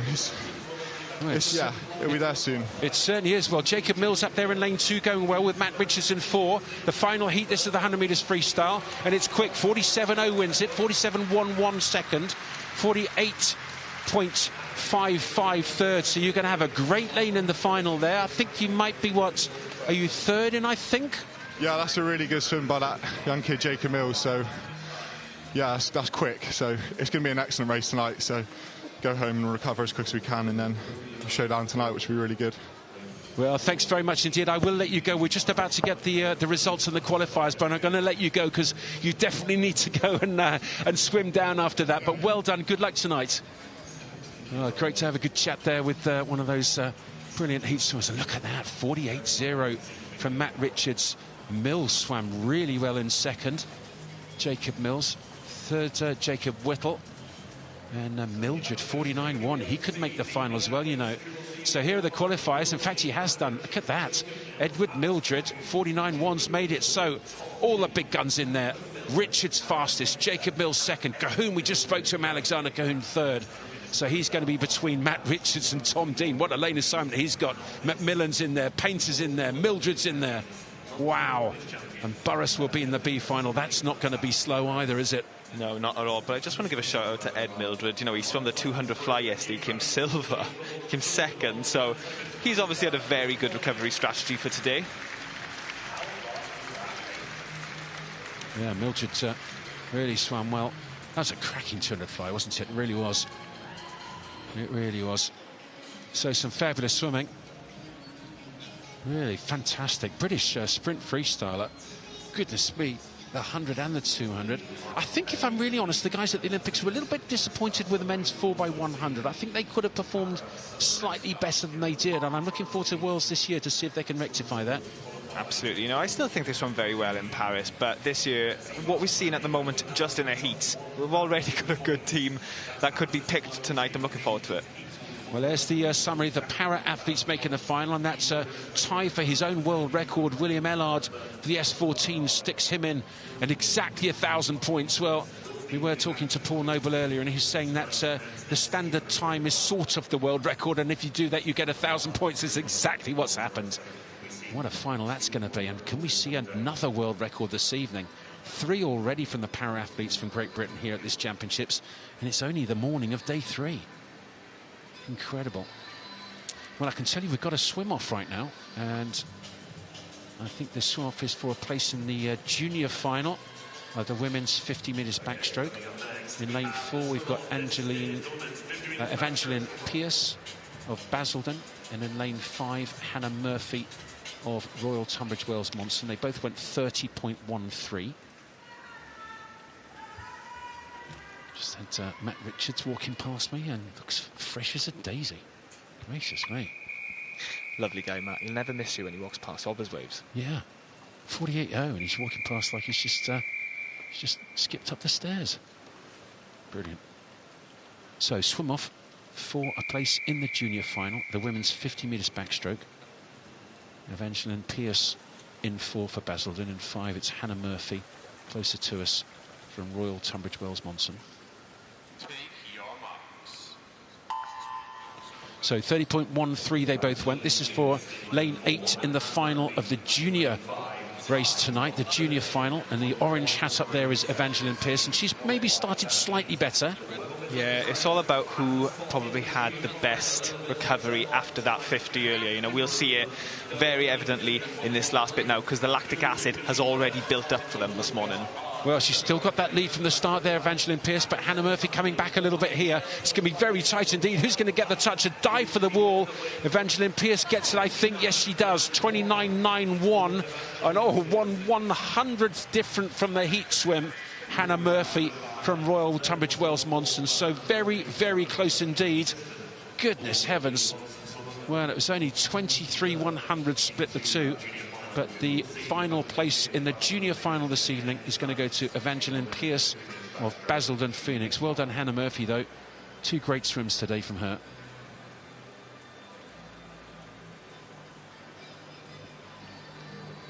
There's confirmation of the result then. Evelyn and Pierce will go through.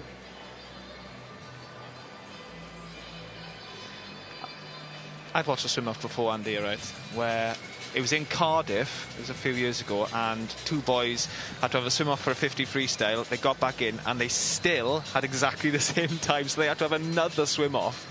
It was all about who recovered the best after that. Indeed. Well, next race up's men's 1500 freestyle, and David Davis on the right-hand side there. The Welshman has the British record on the 1500 metres freestyle. I'm sitting next to Welsh 1500 metres royalty.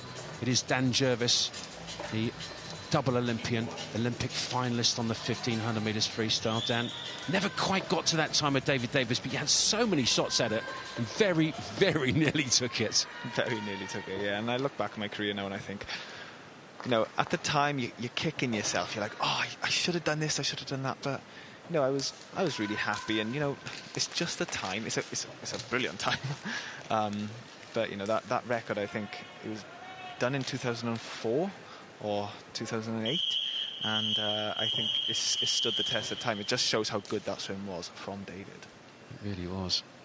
He was outstanding. I have to say, I loved watching that Commonwealth Games. I'll never forget it. Your 1500 freestyle there, utterly brilliant.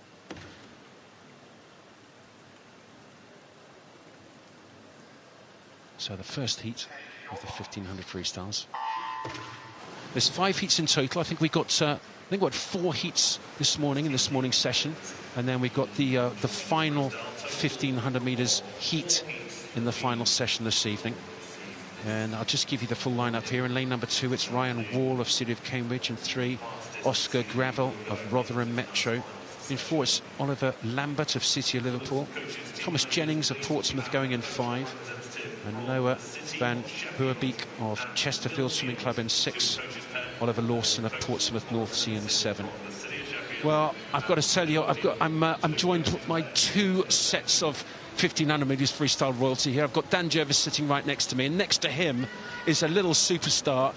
Welcome to the commentary box. Is this your first time in the commentary box, Emily Bloxage? Yeah, it is. Are you looking forward to having a chat? Yeah. Fantastic. 16 years of age. When was your birthday? It was just recently, wasn't it? A couple of weeks ago? Yeah, it was just last week on Wednesday.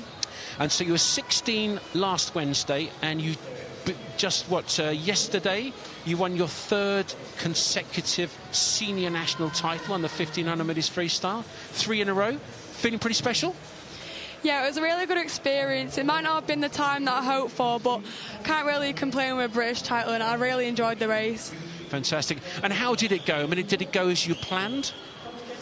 Well, yeah, my race plan was kind of to just go out fast. I just tried to keep it on the back end, because sometimes I feel like I can naturally back off. So I just tried really hard to keep it, but it didn't really work very well. But I am proud of myself for just trying, at least. Yeah, well, you certainly should be. And we've got a superstar 1500 metres freestyler sitting next to me. I mean, you watched that race, and it started really well. You looked like you were right on pace early on, and then maybe just slipped off it. Dan, what were your views of that, Emily's fantastic 3rd straight senior 1500 metres freestyle title? I can't believe you only just turned 16, if I'm completely honest here. Honestly, the swim last night, I thought you were excellent. And yeah, I know you say it didn't go maybe to as planned, but you're still so young. You've got so many years ahead of you. You've got so many 1500s ahead of you, which I know that might sound quite daunting, but every 1500 you will learn something new. Did you enjoy doing it though? Yeah, I thought it was like a really cool experience. Obviously, the crowd was really loud. My last length, I actually started kicking because it was so loud. So I really enjoyed the experience overall, and I feel like after every race, I've gained something from it every time. Yeah, and do you find that as the 1500 goes on, obviously you were well in front yesterday, can you hear the crowd? Are you looking for it? Because I used to use the crowd to really push me along during the end of the 1500, because obviously, like, you're knackered towards the end. It's a technical term, isn't it? Yeah, I was pretty tired towards the end, so I was trying to like look for people that were like waving and cheering me on, because I feel like it could motivate me a bit more, because at the end, when you are tired, it is quite hard to keep going. And how much can you actually hear the crowd? When you said you could hear them, is it just a volume thing, or can you actually hear people shouting? Because I have to say, I always find it quite difficult to hear the crowd. You could hear it really clearly, could you? I feel like it was more of like a collective on the last length. I feel like because everyone, it was just like, it made such a roar that it just kind of like made my adrenaline go up a bit more. Yeah, and you'll probably find as well, Emily, that when you go to these big competitions where the crowds are massive, I found that in 2018 Commonwealth Games, the crowd was huge. I think the crowd was 12,000, and in the last length, there was 3 of us in a row going down for that gold medal, and it was so loud in the crowd and in the stadium that you could literally feel the pool vibrating. Expect that in future races, because you are absolutely going to be going for those golds. Yeah, it's so crazy. I'll just give you a quick, interrupt you guys a second. I know there's a bit of a loving going on between you 1,500 freestylers and us 100 flyers, obviously sitting on the outside, but I'll just give you a quick update on this, the first heat of 5 of 1,500 freestyle. Oscar Gravel of Rotherham Metro in lane number 3 in the black hat there. And right next to him in 4 is Oliver Lambert of City of Liverpool in the red hat of City of Liverpool, my old swim team. And he looks very good here, nice and long stroke. That was the 400 metres turn. So he's coming up at the end of not this turn, but the one after that, the 500 metres mark. Now, Dan, we were talking about breaking the race up into 3 lots of 500. It'd be interesting to hear how your assessment of how you swam it versus Amelie's assessment of how her strategically 3 lots of 500, or how does she do it? Yeah, so the way I swam at 1,500 was the first 100 kind of finishes itself, you know. I think I spoke about that yesterday. The second and third 100, what you want to do, or what I done, I just tried to find my rhythm. And once you've got that, then you get 200 metres later, you're at the 500 mark. You're at a milestone point in the race. Now that 500 to the 1,000 mark, you slowly start to build. You're in the rhythm already, but you slowly start to pick up the pace. When you get to the 1,000 metres, you're well over halfway, and then you can start to build down. You're over the brow of the hill. You can see the finish line, albeit being 500 metres away, but 300 metres of that, you can slowly start to build it. The second 100, the second to last 100, you actually commentated a lot on my races, Andy, and you always said I left it a bit too late, and you were absolutely right. I had too much to go. Andy's very happy that he was right here. Thank goodness I got something right. But I always left it too late. I always had too much. Because I had too much energy in the last 50. Yeah, but why didn't you go earlier? I was talking about on the telly. Were you not listening? I know. But I think I was doubting myself a little bit too much. And, you know, like, Amelie, you will find you train so hard. We do these distance sets, and they're lonely sessions, aren't they? So you can trust your training. And you can trust the fact that you are going, no matter how hard you go out in the beginning, you're going to find something to finish the race strong. So I'm interested to know how you swim, or how you swam the 1,500 last night. Maybe it differed from how you normally do it? Well, I count it as in like 30 lengths, so whenever I get to 15 I'm like right halfway, but I have an idea in my head like when it's like 500, 1,000 and 1,500, so I kind of try and push again after the 15 lengths. So I just need to carry on with the momentum, and then when I'm on the last 10 lengths I just try and go for it then, and then obviously on the last 200 I really try and push then. Obviously it's so painful at the end of the race, but just got to try and push through it. Yeah, what do you say is the most painful part of the race, as far as like how you feel? Because I've got a clear answer which we spoke about yesterday, but is it your arms or? I feel like it's definitely my arms, but because there's a lot of turns in the 1,500, I feel like it can tire your legs out a lot, and I feel like my turns kind of drop off on like the back end of the race, and I feel like that's kind of how I get tired. That's completely understandable, though. Yeah. No. Listen to this. This is really interesting, Emily, because I'd never heard of this pain that Dan's about to talk about from what he gets in his 1,500 metres. Arms, yeah. Legs, yeah. Maybe sort of, you know, whatever. Listen to this one. Yeah. Now, I'm not a doctor. This is not the technical term, but have you ever had... That does have a good ring to it. Have you ever had distance bellyache? Do you find that you have that? So halfway through the race, you get a stomach ache?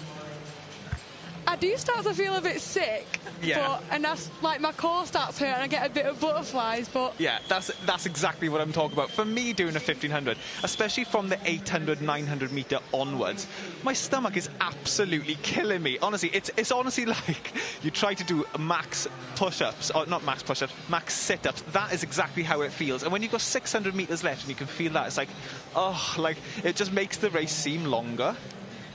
Oh, I've got to tell you, I've never heard of that one. And looking at Amelie's face, I think she was being polite, mate. I don't know what to tell you. But, you know, Amelie, you were talking about, you know, it's a 30-length race.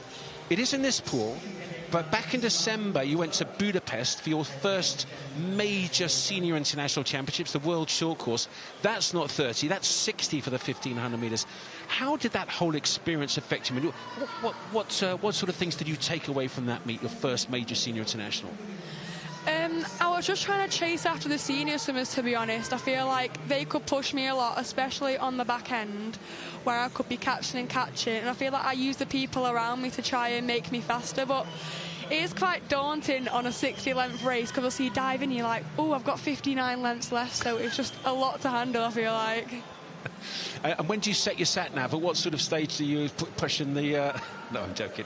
I wouldn't know. I wouldn't have any clue. Thank goodness for bells and the numbers that they dip in at the end of the pool. In fact, you can see the numbers. The turning judges there, they've got numbers there. They're just holding up the number 13 to say 13 lengths to go.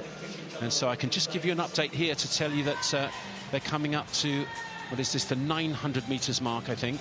In this, the first heat of the men's 1,500 metres freestyle. And these two guys have been going head-to-head all the way through.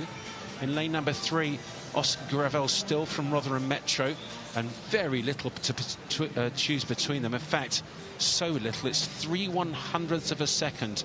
And it was actually Oliver Lambert turning first in the red hat of City of Liverpool, just ahead of Oscar Gravel, but 3/100ths between these two.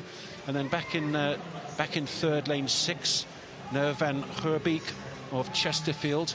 Fourth at the moment, closest to us, is Oliver Lawson of Portsmouth North Sea. And in lane number 5, Thomas Jennings, also of Portsmouth North Sea. So coming up to the 1,000-metre mark, and you 1,500 metres experts, Dan, you were talking about the first 500, the second 500. Now we're coming to the second 500 metres mark. Fascinated to hear what you would do now versus maybe what Amelie would consider doing now when she gets to the 1,000. So just to pick one of the lead-in two swimmers, so obviously it's Oscar and Ryan, but let's pick Oscar. If I was Oscar now, I can see Ryan right next to me. So yeah, obviously they're competing against each other, but they're also helping each other out here. They might be doing it subconsciously, but you know, if I was Oscar, I'd be seeing like, oh, Ryan's picked it up a little bit, I need to pick it up a little bit now, and vice versa. And what I would be doing right now, you know, there's not many lengths left. I would slowly start to bring my legs in if they've got the energy. You know, they've got a good rhythm with their stroke, and as the hundreds are going on, maybe pick that up as well. But I would be trying to make sure my turns are absolutely perfect, because as we said yesterday, doing a 1,500, there's 29 turns. If you get something wrong each turn, if you add half a second every turn, that adds up to adding 14.5 seconds over the whole race. And as time goes on, you know, you start to fatigue, every muscle in your body is screaming at you to stop. You kind of lose the technique a little bit. So if I was them now, I'd just be trying to make sure my turns are right, my stroke is right. I'm still trying to stay still trying to look 9 foot long in the water. How many feet long did you look in the water? Dan's trying to look 9 feet long, with the idea that the longer, the taller that you look, then the more streamlined you are in the water. Do you think about streamlining at all, or do you just get on with it and go? Because you look like one of those toys that you wind up and you just go chug, chug, chug, chug, chug, and you keep on and just keep on going. Well, I feel like if that was me in that situation right now, I feel like I try and get an edge on, like Dan said, I feel like I try and get an edge on the turns, but I feel like I would also randomly press the go button on a random length to kind of like catch them out a bit, just to get like the little bit ahead. And then I feel like the other one will probably try and catch up a bit, and then they can push each other on more and more. And it looks like on the last length they're actually going to be looking at each other, so it's going to be quite a dogfight. I'm fascinated about your random go button, because when do you... I know you said random, and I guess there's a clue in the word random, but is there any sort of logic to when you press the random go button? Do you have to wait till you feel a little bit of extra energy, or do you look around and go, I think I might have them now, I might push the button now? What is it that triggers you pressing that random go button? I feel like it just depends on how I feel in the moment, but when I'm feeling like I still have a little bit left towards the end, say we have like 500 left, I'd be like, I'm going to try and go now so I don't leave it too late, because I feel like that's often what distance swimmers can do. So just really try and push it there. Well, that is fascinating. I have to ask you just quickly about your training program there at Salford, because well, it's working very well at the moment, isn't it? Katie Lee, your teammate, won the junior final in the 400 medley. So Coach John Stout's doing something well with you. What sort of environment is your training program? Is there a whole load of you in there every day? Is there a couple at the front? How does it work? Me and Katie train together quite often. I feel like we can motivate each other through sessions, because I feel like she sometimes does the distance things, because 400 IM does need a bit of like endurance, because I would class it as an endurance event.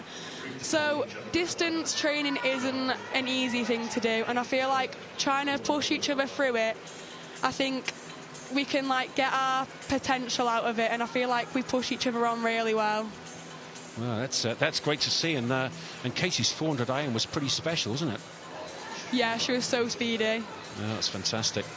Well, Dan, it's fantastic to have Emily in the commentary box and listening to her. Thank you so much for joining. That was really fun to hear your insights into the 1500 metres freestyle. Not sure where you're going to be this summer. If it's World Championships, that would be fantastic. Yeah, fingers crossed. If it's not there, I'm sure it'll be European Juniors, and I will see you in Slovakia, and I'll commentate hopefully on a third straight European Junior title if you go there. Thank you for having me. Thank you very much. Great fun to have you in here. And Dan, isn't it wonderful to see, just 16 years of age, such enthusiasm, but such a brilliant distance freestyler. Absolutely, Emily, you know, you're only 16 years of age, and you've already had an amazing career. If I could just give you any advice, would just be just to keep enjoying what you're doing. It's obviously working. Just carry on, just keep enjoying it, because you're doing something great. Thank you for having me. I really enjoyed it. Well done. Well done. How fun was that? Last 100 metres of this first heat of men's 1500 metres freestyle, and still going hammer and tongs at each other, these two guys. This is amazing, isn't it? Up there in lane number 3, it is Oscar Gravel. Oscar going really well in that black hat, as he has all the way through, and Ollie Lambert of City of Liverpool in the red hat just taken over now. And, well, I don't think this race is quite over yet. 60 metres still to go, and this is getting very tight indeed. Yeah, it's getting a very tight finish. You know, there's one length left, and I can tell you from personal experience, that bell going with 100 metres to go is music to your ears. Obviously, yeah, it feels like you're dying. But, you know, you've only got 100 metres left. You'll be finished within a minute, and just to keep going. I can see now that Oliver Lambert in lane 4, is really pushing ahead in this final 25 metres. He's looking really strong to the finish. So Lambert's going to take it, he does. 16:26.53. A really good scrap between him and a swimmer in second place there. Very, very good swimming from Oscar Gravel as well. So Ollie Lambert wins it from Oscar Gravel second. Noah van Herbeek third from Chesterfield Swimming Club, but the City of Liverpool athlete closer to us. He's got a huge smile on his face. Well done, sir. Very good indeed from Ollie Lambert. And that's a new lifetime best. His lifetime best was 16:33, and he's gone under 16:30 by a good long way. 16:33 is now 16:26. I don't do 16:27, 8 or 9. I go straight in there. Brilliant swimming. Just finishing up the field now, up in lane number 2. And it is Ryan Wall of City of Cambridge. Excellent attack there from all those swimmers. Such a tough event, the 1500 metres freestyle. The toughest event, Andy? Are you admitting that now, finally? No, I think I said such a tough event. Slots in there, I think, number 3. Absolutely not. 400 AM number 2, 200 fly number 1. I tell you what's a tough one, tuna backstroke, actually, underrated. Anyway, here we go. The result of Heat 1 at the men's 1,500 metres freestyle. Good question, though, Dan. Ollie Lambert wins the first heat of the 1,500 freestyle. Very good from the City of Liverpool athlete. Huge lifetime best from him, 16:23. Great swim. So this is Heat 2 of just 4 heats this morning, and then we have Heat 5 as the final heat this evening. Ben Ross of City of Salford is the fastest seed. So Benjamin Ross of Salford. Emily Bloxage's teammate, actually. He's in 4. In 5 is Hugh Mason Williams of City of Birmingham. In 3, Lucas Bryant of Maidenhead. Thomas Rubin of Mount Kelly in lane 6. Fabulous squad of swimmers they've got down there at Mount Kelly as well. It's a big team. And they really have a super set of athletes. It's been going for a good long time now. 1978 the programme started.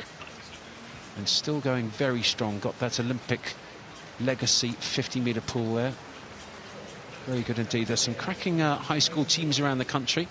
Of course, Mount Kelly I was talking about, Millfield School, Repton School, the Ellesmere College. And, well, there's Reed School. Max Morgan won that 50 metres breaststroke. I'm sure I've missed a fair few. I apologise to who I haven't, but send me a message and I'll give you a shout out.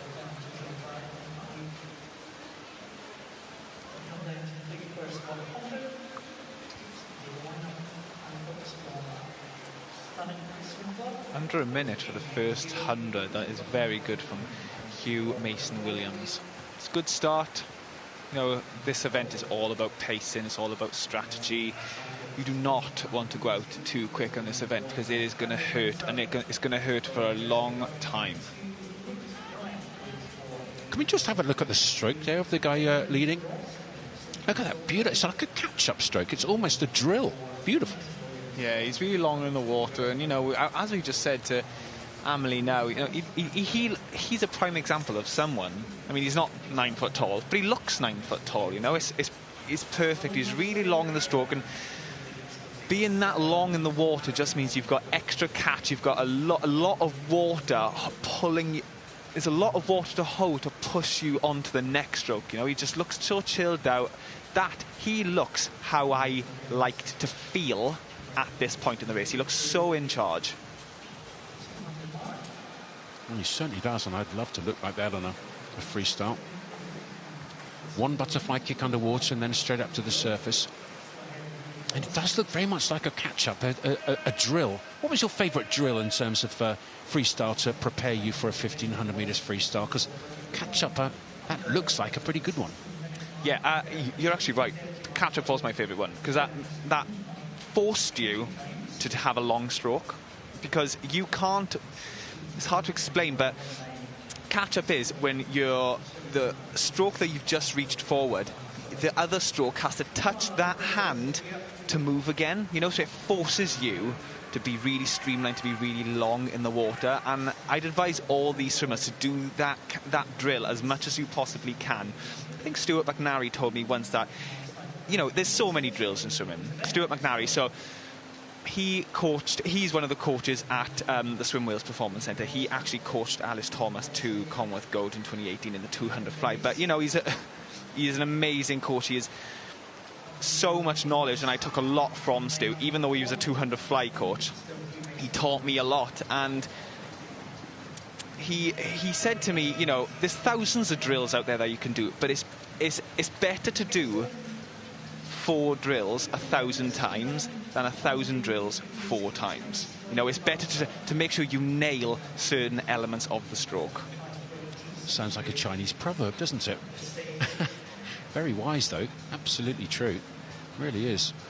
I need to write that one down, but it's best to do 4 drills 1,000 times. They do say that, you know, there's the phrase, practice makes perfect.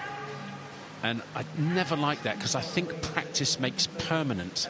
If you practice incorrectly, you end up doing it incorrectly. But if you practice well, then you end up doing it well. So practice makes permanent. And if you practice well, then it's perfect. Yeah, because these boys, and girls, all distance swimmers, you know, they do so many turns, they do so much in training, they do so many meters, that if you're doing something not 100% right, that's just going to become muscle memory, and so you do it without thinking. Now, I talk about muscle memory. When you're swimming in training, you can sometimes blank out a little bit. I felt like sometimes I was training and the sessions would be so long. It was like I was swimming, but I was asleep. I had my eyes open, and you're just plodding along. You don't even remember the session when you finish it, you know. And you know, muscle memory is just. These boys, obviously, they're thinking about the turns now, but in training, you need to make sure you're nailing the turns, so you don't have to think about them so much in a competition. They're just automatically perfect.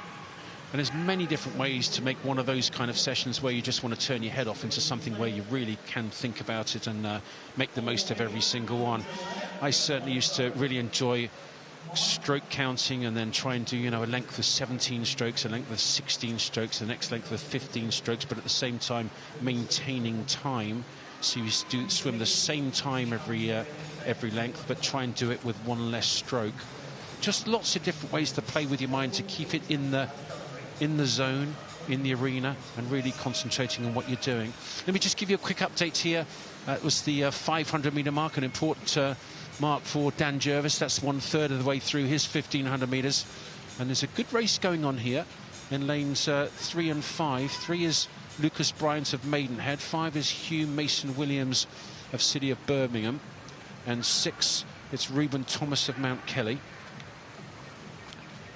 So 5 is the City of Birmingham swimmer, that lovely catch-up stroke. And these two at the front, the black hat up the top there is Lucas Bryant of Maidenhead. Also going well is Dominic Workman of City of Liverpool, just as seen his teammate go a huge lifetime best in the previous heat.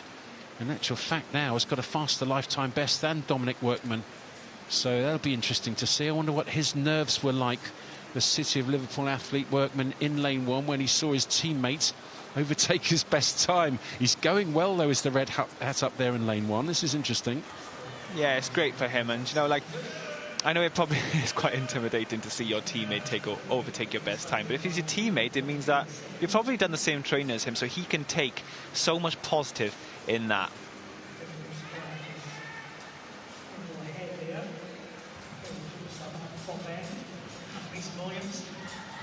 So at the moment it still is in lane number 5, I think. Maybe lane 3, Lucas Bryant, who's going to get first over. Oh, it's very close indeed. It looks like it may well be lane 5. It is. So it's Hugh Mason Williams of City of Birmingham. From Lucas Bryant in 3 and 7. It's William Wilson of City of Leeds, closer to us in that yellow hat. And these 3 guys now, they have taken the lead. They haven't dropped Dominic Workman up the top there from City of Liverpool in that red hat, though. Also going well in lane 6 is Reuben Thomas of Mount Kelly in the white hat. He's certainly not been dropped. And in lane 4 at the moment, the fastest seed in this heat 2 of 4 heats this morning is Benjamin Ross of the City of Salford. So now, well, it's very, very even between these first 3. So that was the 700 metres turn. So this is coming up to the halfway mark. And Dan Jervis, 3 guys in it at the moment in lanes 3, 5 and 7. That's Bryant, Mason Williams and Wilson.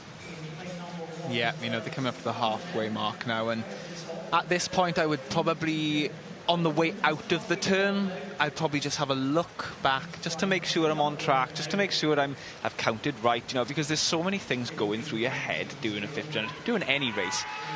It is quite easy to miscount, so I just like to make sure that I'm where I'm meant to be, that my pace is just right. And before every 1500, as you can see, the officials with the white t-shirts at the end of the lane, they ask you which side and the other side at the other end of the pool do you like your lap counter. And I like my lap counter.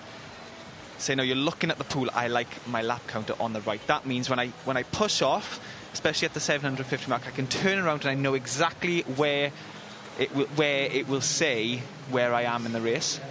So the lap counter is being held by the turn judge behind the blocks or next to the blocks, and so you would turn, do the turn, go underwater, do your kicks, whatever, come up and take your breath. But on that breath, you'd look back at the turn judge, who's holding a big sign that says Right here, 13 lengths to go at this length for these guys. Is that what how you're saying it? Yeah, that's right. You know, it's a slight look. You're not taking multiple breaths. It doesn't take any time off your race, but you just want to have a little glance in your peripheral vision. Now, when I was growing up, my dad used to officiate. I think most swimmers' parents officiate at some point. Have you ever officiated? I haven't, but my dad was an announcer. Oh, wow. Yeah, there like you go. father, like son. Well, you know, it's actually probably, I never even thought of that. Isn't that funny? I've just thought of it now. Dad used to do the announcing at the championships, partly because he'd get free tickets to get in. He was going to be there for the full week, but he was very good. So I really enjoyed listening to him. It was quite fun.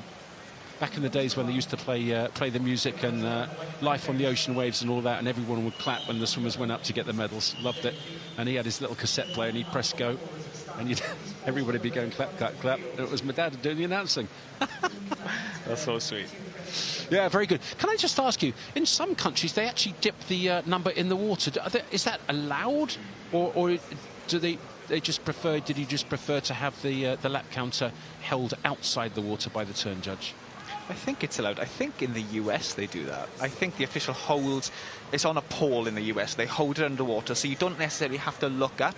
In big competitions, Commonwealth Games, World Championships, Olympics, there's a screen under the water that says the lap counter, the laps on it, you know, so you don't even have to look anywhere. You can just look at the floor. You don't have to move your head or anything. You can just automatically see it in your line of vision, and that then shows where you are in the race. It is quite awkward when that doesn't work, though, so they always do have lap counters with the officials, just in case there's a technical difficulty. So it's like a flat screen TV on the bottom of the pool by the end of the wall. Yeah, and it starts at 29 lengths, and then yeah, it's great when you see 5, 3, 1 lengths left. Because wow, yeah, never knew that.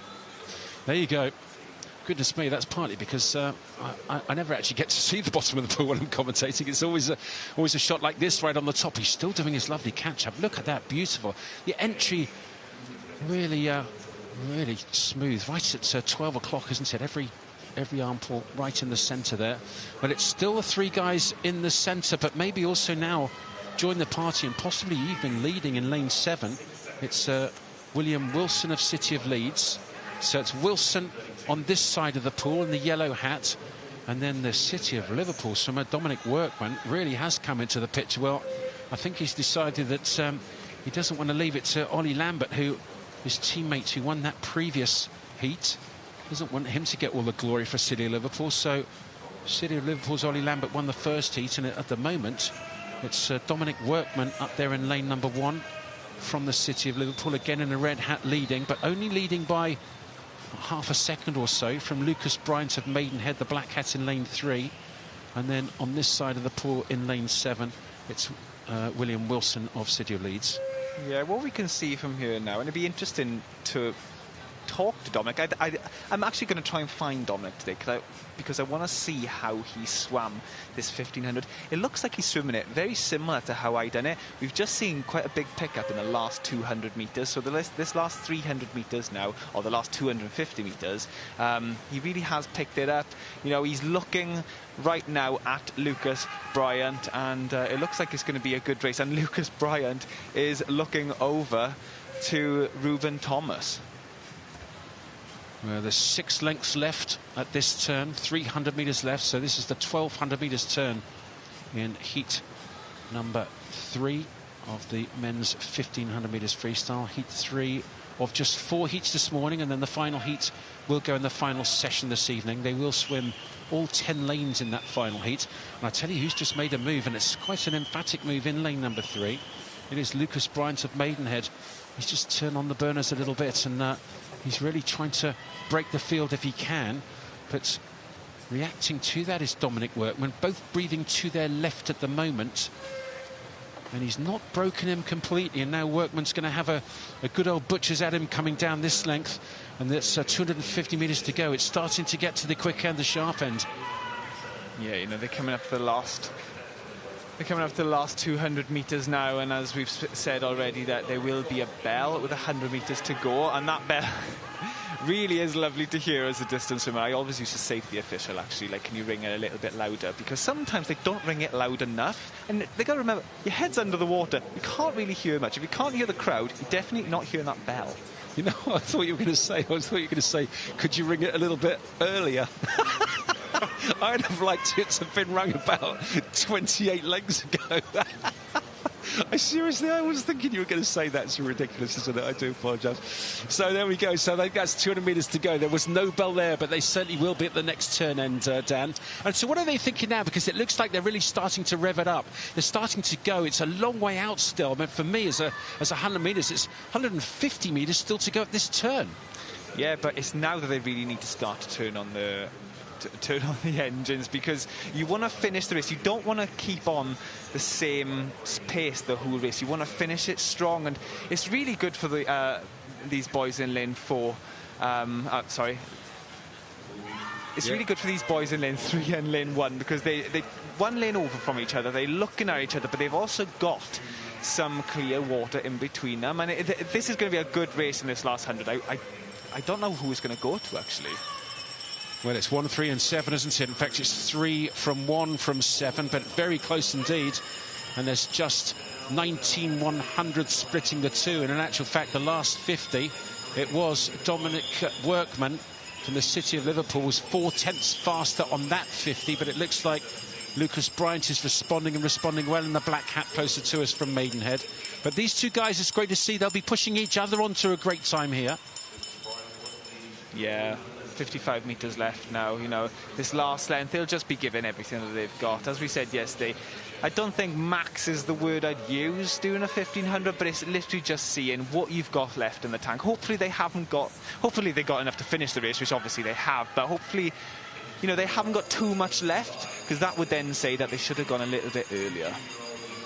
Well, it looks like Lucas Bryant has got enough in his tank to take this one. Maybe not. Maybe not. Dominic Workman's last 25, very good. Now they're both going to the legs. Look at this. This is brilliant stuff. Oh, my word. Head down, discipline outstanding.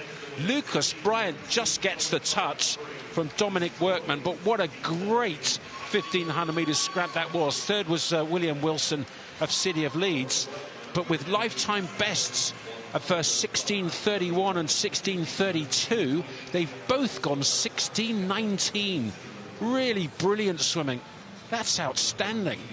And just, what, 27 100ths of a second, splitting those two swimmers over 16 minutes and 19 seconds. What a great race that was. Really great to watch, and, you know, it was great to see them both build that last 200, you know. Lucas Bryant's last 50 was 30.34, and Dominic really picked it up on that last length. He went 29.88 on that last. He was really pushing for that finish. Well, that is outstanding. And Rufus Perry just finishing from Wickham District as well. So that's the end of Heat 2. Just 2 more heats this morning, and then there's that fastest heat this evening. What a great fight that was. Lucas Bryant and Dominic Workman. I think Workman had the Kahujis put up him by his teammate winning the previous heat. And under 16:30, underneath his lifetime best, he had to do something, and something he's done. In the end came second, but 16:19.8, excellent from Dominic Workman. The winner of the Heat 2, Lucas Bryant of Maidenhead, 16:19.53, 27 100ths ahead. Very good indeed.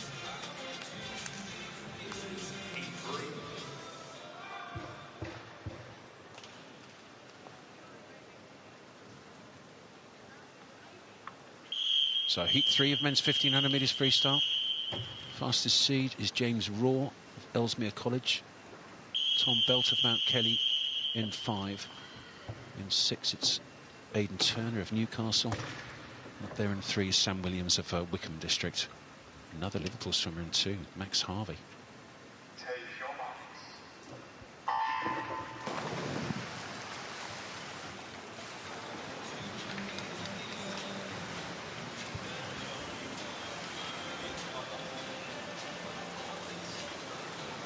So Heat 3, men's 1500 metres freestyle at the British Championships. It's the Aquatics GB 2025 Championships. It is a trial. There's 6 major championships being selected from this meet.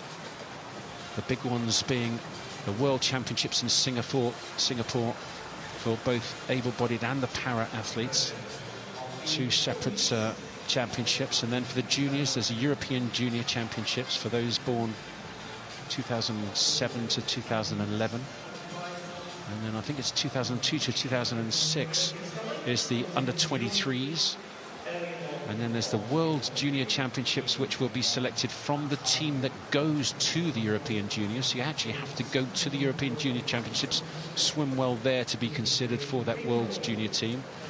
And then there's also the European Youth Olympic team also been selected. So the selector's going to be very, very busy here, and gone off very quickly in this heat 3 of the men's 1500 metres freestyle is Aidan Turner of Newcastle.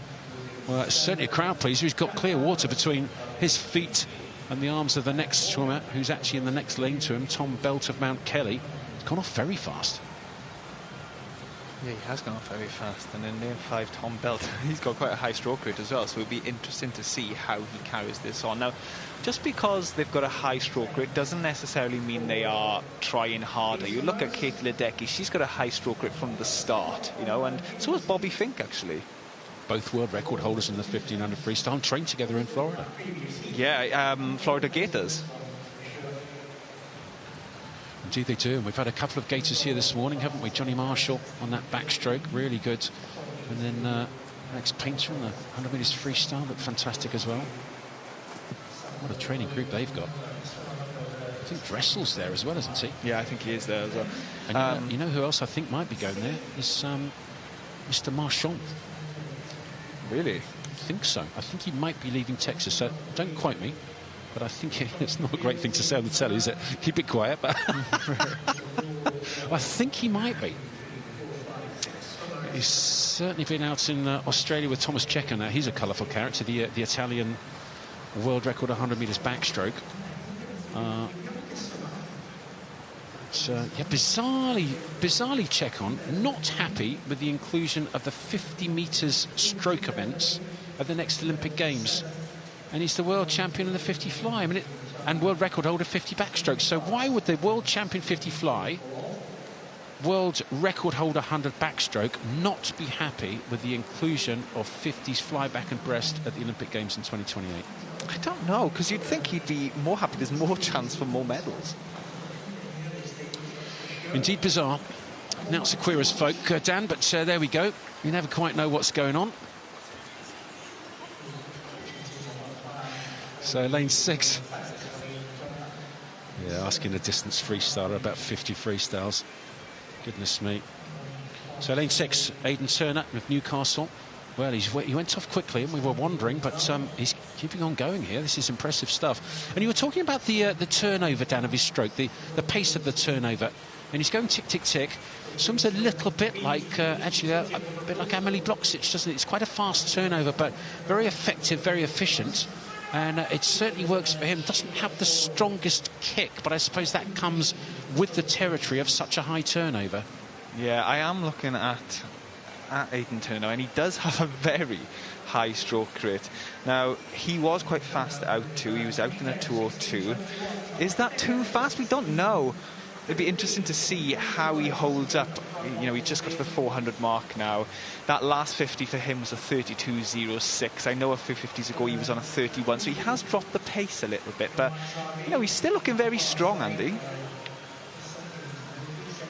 Well, he does look very good. We'll keep an eye on those 50s. 32.06 the last one, so we'll just see if he's slowing down a bit or the rest of the field starting to catch up. And the third consecutive heat, this is heat 3. There's been a City of Liverpool swimmer in each one, and they've both done really well so far. Another one up there in lane number 2, turning in second place at the moment. That is Max Harvey. And actually, we met the parents of one of the City of Liverpool swimmers the other day in the food hall here, and do apologise, I can't remember his name, but two of the most lovely people, and I've got to tell you, they were starstruck with you, Dan. They were lovely people. Some of the strongest Scouse accents I've ever heard in my life. Oh, really? Yeah, but lovely, mate, lovely you need people. to get out more. No, they were so nice, and we were in the food hall, weren't we? We were getting some lunch, and they just came up and they just said, you know, like how nice it was and to meet them, and lovely, lovely people. Yes, and they also said what an honour it was to meet you, actually. You left that bit out, but I think... And it was really nice. He said, would you mind if we had a photograph taken? What a polite chap. Yeah. Really lovely. And his wife took a picture. Hopefully they came out. Love to know who they were. We'll give them a shout-out, because they were just two of the nicest people you could possibly wish to meet. Scousers are, mate, I tell you.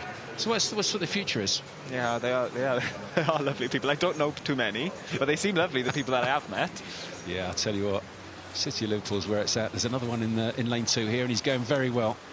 That is Max Harvey. He's coming second at the moment, but no doubt about the leader. Well, it was a 32.0 for a 50 a couple of 50s ago, 200 metres ago. So let's just check Aidan Turner's 50 here. This is coming into the 600 metres turn. And we'll just tell you, it was a 32.0 before. 31.8, Dan. 31.8, so he's actually sped up a little bit. This is interesting.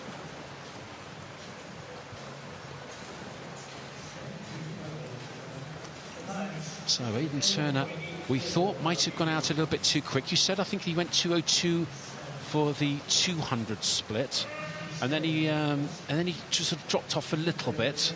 I think he was somewhere around 4.8, 4.9 was he at the 400, and he was going 32s, and then he's just gone 31.8. Let's have a look at this one, 31.8 again. So he's picked up the pace. He's picked up the pace. Yeah, I'd like to speak to him about his the way he swims it as well. But he's looking very strong. It genuinely doesn't look as if his stroke rate has changed at all. And talk about that distance bellyache, Andy. I can imagine he's going to have it later on in this race, but you never know. Amelie didn't seem as if she had it much, did she? But yeah, you know, he's looking really great. Also, just to mention, Max Harvey up there in lane 2, going along strong. 2 lanes over from him, James Raw is going along strong. In between them, Sam Harris is having a little fight out there with Elliot Lawton.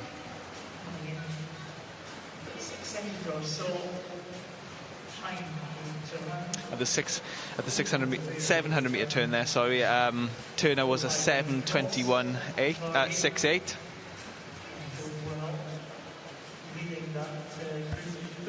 Well, he's still pumping them out, isn't he? He really is. Let's have a look at that 50.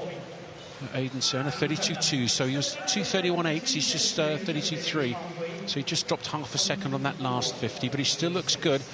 And up there in lane 2, Max Harvey just starting to pull away from the chasing pack. Up in 1, it is Elliot Lawton of City of Coventry. He's been there or thereabouts for quite a while. And then in 2, in the red hat, up there, currently in second place, it is Max Harvey. And then a couple more chasing now in 3, Samuel Williams in the green hat of Wickham and District, and James Raw of Ellesmere College just starting to come through now in lane number 4, in that black hat. But still no doubt about the leader, and he was 31.8, 31.8, then he went 32.3. He's just gone 32 flat, so he's just picked it up again, and he seems to be averaging right around those the 32, so 64 flat for the hundreds. Yeah, he looks as if he's found a really good rhythm, and I was watching the turns then. It'd be interesting to see his turn now.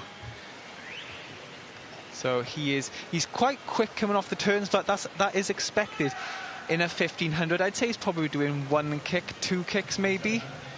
Same in lane 2 for Max Harvey. Now, I did on the last turn see Elliot Lawton. He did actually have quite a good underwater look. He was underwater to about 5 meters, Andy. That's very impressive at this stage, because you know you are running low on oxygen at this stage in the race. So this is coming up to the 900 meters turn. So getting close. The next turn it'll be the 1,000, the 2/3 of the way through. This heat 3 of 4 heats this morning of the men's 1,500 metres freestyle. And going really well as Aidan Turner of Newcastle. Well, when he set his PB at the 800 metres mark, that's going to be the next time he comes down this end. He was 8:39. So we'll have a good look at that and see see where he was. Oh, excuse me, actually, no, he's past that already, isn't he? He's well past that. So this is coming up to the 1,000-metre turn. Thanks, Dan. Dan's looking at me like, what are you talking about? He's absolutely right. Not at all. But he's, you know, he's coming into this last 500 now, very strong. Andy, I really can't get over his stroke rate has not changed. He genuinely, this looks so impressive.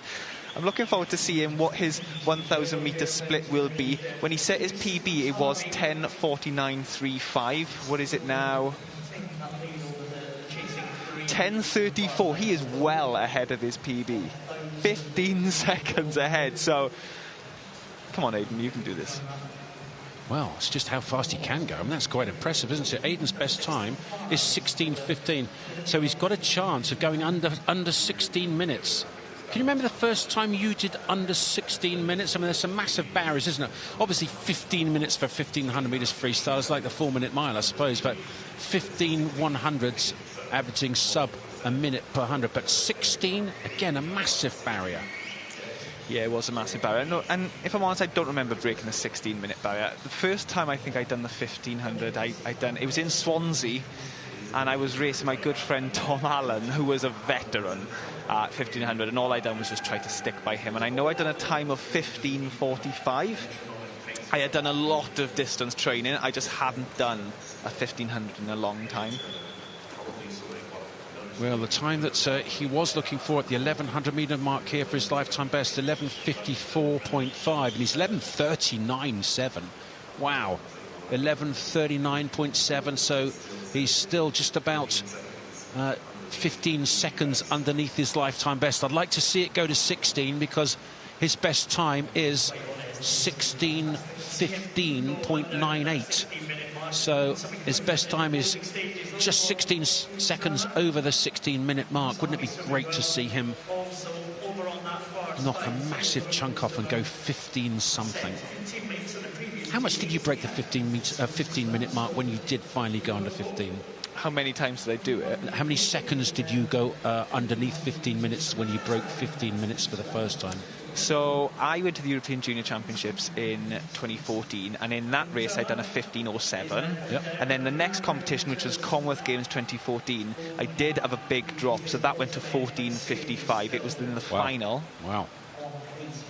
It was, as you can imagine, it was pretty loud in that room. I was very fortunate in that race. I was in like world company. I had Ryan Cochran, who won it in, I think he won it in 14:44, and then Mac Horton went 14:52, I believe. Wow. So yeah, so the Canadian and the Aussie were here in Salford. No, here in Stratford.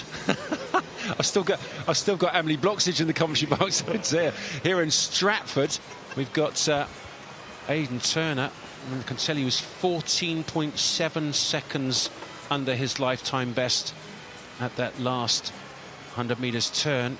14.7. We need it to be 16 if he's going to go under 16 minutes. I'm asking an awful lot, I have to say, because this is a brilliant swim. He's certainly going to destroy his lifetime best. Just give you an update from the rest as I think the bell's going to sound fairly shortly.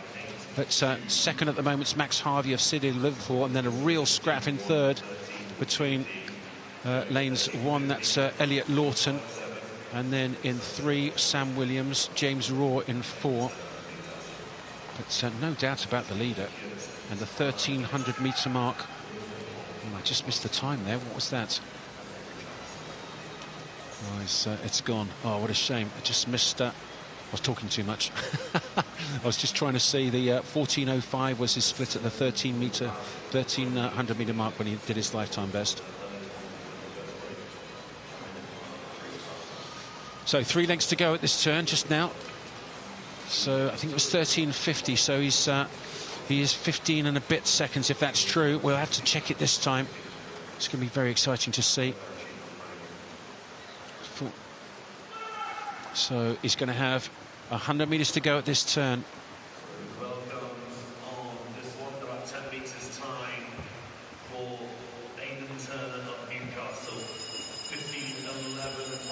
We'd like to see him go somewhere around 14:56 if we can.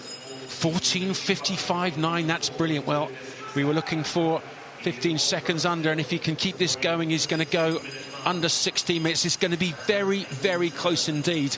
Oh, I hope he can duck under it. Let's not forget, though, we're asking a massive amount. His best time is 16:15, so anywhere under that, of course, is brilliant. But, of course, he's right on this 15:59.99. Wouldn't that be something special? Still going well up there in lane number 1. In lane number 2 is Max Harvey. And then in 4 now, starting to catch is James Raw of Ellesmere College. But 45 metres to go here. How's he feeling? What's he got to do? He's literally just got to finish the race, and he's swimming so good. He's looking he's looking really strong. He's really paced this well. I actually don't know how he's paced it. He's just looked really just strong the whole time. I'm really happy for him. This is a race to be proud of, this is. Well, this is fantastic. Aidan Turner of Newcastle Swim Team. If you know him, send him a text to congratulate him. So this is brilliant. Get under. Oh no! Oh my word! We're saying, oh my word! Still a fantastic 5/100ths of a second. And Dan Jervis, tell me that again. Exactly what you just said. You know, I know he's a 0.05 over that 16-minute barrier, but that is a fantastic swim. Let's have a look. That is 15.9 second lifetime best. 15.9 seconds. If I was him, I'd be on the lane rope fist pumping. Honestly, that was a fantastic swim by Aidan. Something to be proud of, that is. He's going to remember this swim for a long time, Andy. Outstanding. Outstanding. Well done, sir. Well done. That was utterly brilliant. Well, he really gave it absolutely everything. 16 minutes and 5/100ths. Outstanding from Aidan Turner of Newcastle Swim Team. Well done, sir. Second was Max Harvey, the third straight City of Liverpool swimmer in a heat at this 2025 Aquatics GB Championships to go a lifetime best and come second in that heat. Great swim by Max there, because I just have to mention he had a 9-second PB there. Outstanding from him as well. And third was Sam Williams of Wickham District. 16:14 for Sam Williams. Another lifetime best, I think, from him. 4-second PB. What brilliant. Great swims from these lads. Brilliant. How on earth do you stand up after that? No idea. Aidan Turner, well done, sir. I'll take my hat off to you. Mate, if you're a mate of his, send him a text and say, utterly brilliant. 16 minutes and 5/100ths for a 1500 metres freestyle. Wins heat 3. Max Harvey second. Great from him. PB's first, second and third. Haven't even checked fourth. I think he did as well, James Raw. Very close. In fact, it was. Brilliant swimming.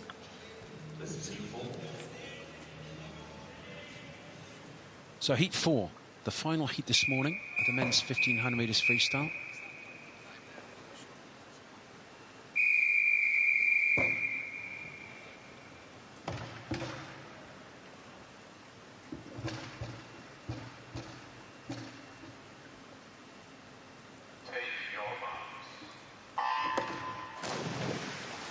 So this is the final hit this morning of the men's 1500 metres freestyle. The fastest seed, Koros Kodaka of City of Leeds. In 5, it's Cam Travis of University of Aberdeen. In 3, Adam McCauley-Wright of Portsmouth North Sea. Well, down this first 35 metres or so, we don't often talk about the very start of a 1500 metres freestyle. How do you get into it? I mean, it's a 30-length race down, but how do you actually get yourself into it down this first, very few metres? Yeah, well, you know, we talk about the dive quite a lot, and during the shorter distances of the races, the dive isn't that important. During the shorter distance races, the dive is very important, because if you muck up on the dive, you haven't got a long time to fix your mistake. Now, on a distance race, you've got a long time. You still want to have a perfect dive, but you've got a long time to fix it. And like with my dives, Andy, I basically fell in, you know. But you look at someone like Ben Proud, who's in for one length. His dive, he hit that water, you know, like a line. Well, talking about Ben Proud and super speed, delighted to be joined in the commentary box by Aidan Turner, who just did that wonderful 1500 metres, 16:00.05. Aidan, first of all, can I tell you congratulations, 15.9 seconds lifetime best. Yeah, thank you very much. How did it feel? Felt really good from the start. went out rapid and then just tried and hold on as long as I could. You really did go out rapid as well. You got quite a fast turnover, but you just kept it going and going and going, didn't you? Yeah, thank you. Yeah, brilliant. And sitting next to you, I've got distance freestyle royalty, 2 times Olympic 50 nanometers freestyle, finalist in the 50 nanometers freestyle at the Olympic Games. Dan, you must want to congratulate him as well on that massive PB. Oh, that was genuinely fantastic. I honestly don't... I'd like to know your opinion. I don't know how you kept that stroke rate up, because I'm not going to lie, after 200, you went out in a 2:02. I thought to myself, he has really gone out rapid here. I was like, this is going to hurt in about 300 metres. And after that, you still got a long way to go, but you just kept going. How did you do it, and how did your arms feel after it? Oh, yeah, my arms were just dead after like 300 metres. I didn't really intend on going out that fast, but I kind of had to once I've committed after the first 50. Yeah. Well, mate, that is something to be proud of, and honestly, you can go ahead into future 1500s, because I think your coach after that is going to want you to do quite a few of them. I think you've got a good future in distance swimming.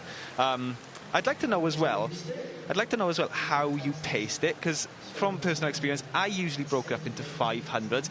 Is that how you done it, or did you try to just replicate each 100? No, yeah, it was my coach always says descend the 300s 1 to 5.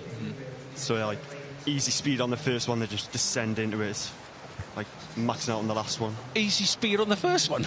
Yeah. Well, you mucked that up, didn't you? Yeah. Hey, well done though. That was outstanding. Did you know how fast you were going? Not a clue. Really? No. So you didn't know how close to 15 minutes you were? Nah. Well, obviously I felt like I was going fast, but didn't have a clue what time I was on for. Obviously, I knew I would have went a bit faster, but yeah. Well, Dan and I were getting super excited because, to be honest, we thought that we were going to go sub 15 minutes, 16 minutes. We were talking 15:59.99. You were 6 100s out of that, but you must be utterly delighted with 16 minutes and 5 100s. Yeah, obviously it's really good, but it's a bit annoying not going to 16. But yeah, let's go for that on the next one, I guess. Well, don't be too annoyed, pal, because you just had a 15-second personal best, and you are going to go under that 16-minute marker very soon. Brilliant. Well, I've got to say congratulations to Aidan Turner, one of the greatest 50 nanometers freestyle heats I've seen here at this championships. Well done, sir, and it's not going to be long before you sub that 16 minutes. Well done. Thank you very much. Well done, Aidan. It was amazing. Well, that really was great, and what a character and a fantastic swim. Really fantastic swim. Well done. Well done. He's a TV star now as well as Aidan Turner. Just think what he's going to be like when he goes 15:59. Yeah, I know. You know, Andy, I think, looking at people like that and seeing them do gutsy swims like that, it's swims like that that's going to give them the confidence, and which is going to make them the future of British distance swimming. Yeah, it is, and sitting next to somebody you and having something like you and a chat as well. It's got to be good, isn't it? Straight in the commentary box after a 1500 freestyle. He did really well. He talked well as well, didn't he? Really well. I wouldn't have talked that well after my 1500. I could barely talk. Honestly, I could barely stand after a 1500. I'm not sure there's been a day in your life, Dan, that you haven't been able to talk extremely well. Well, that's a compliment. Yeah, sort of. Absolutely 100% it is, mate. 100%. Oh dear, here we go. 1500 metres freestyle, the final heat this morning with one more this evening. And up there in lane number 2 again. Lane 2's been swimming well this morning. It's Josh Denholm of University of Stirling. He's just leading from lane 5. Cameron Travis of University of Aberdeen. So the Scottish universities very well represented here at the head of this final heat this morning of the 1500 freestyle.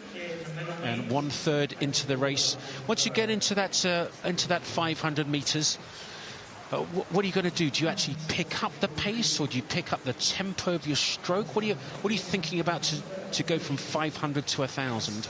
Well, when I get to the 1500 mark, I've always pretty much got my rhythm already. Now, 500 to 1,000, what I tried to do was slowly build the pace.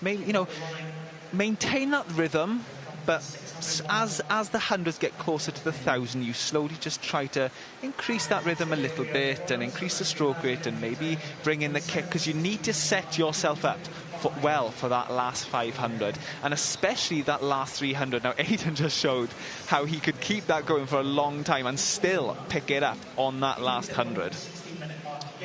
Well, he does look good, doesn't he? That was the 600-metre mark. And Cameron Travis now just taken over the lead in lane number 5 with Josh Denham of University of Stirling up there in 2. But the rest of the field just starting to come back a little bit. We'll check the 50 splits here. 17 lengths to go at this turn. And that last 50 was 32.4, so he slowed down a little bit as Cam Travis. In fact, the fastest split next to him in lane 5. It's Makar Yakno of Portsmouth North Sea, 31.9. And that white hat of the swimmer from Portsmouth North Sea, just 1 lane closer to us from the leader. He had the fastest split on that last 50. It does look like he's catching a little bit here. He's in 4th place at the moment, but he's not far off the leader. Yeah, this has turned out to be a really good race for Cameron.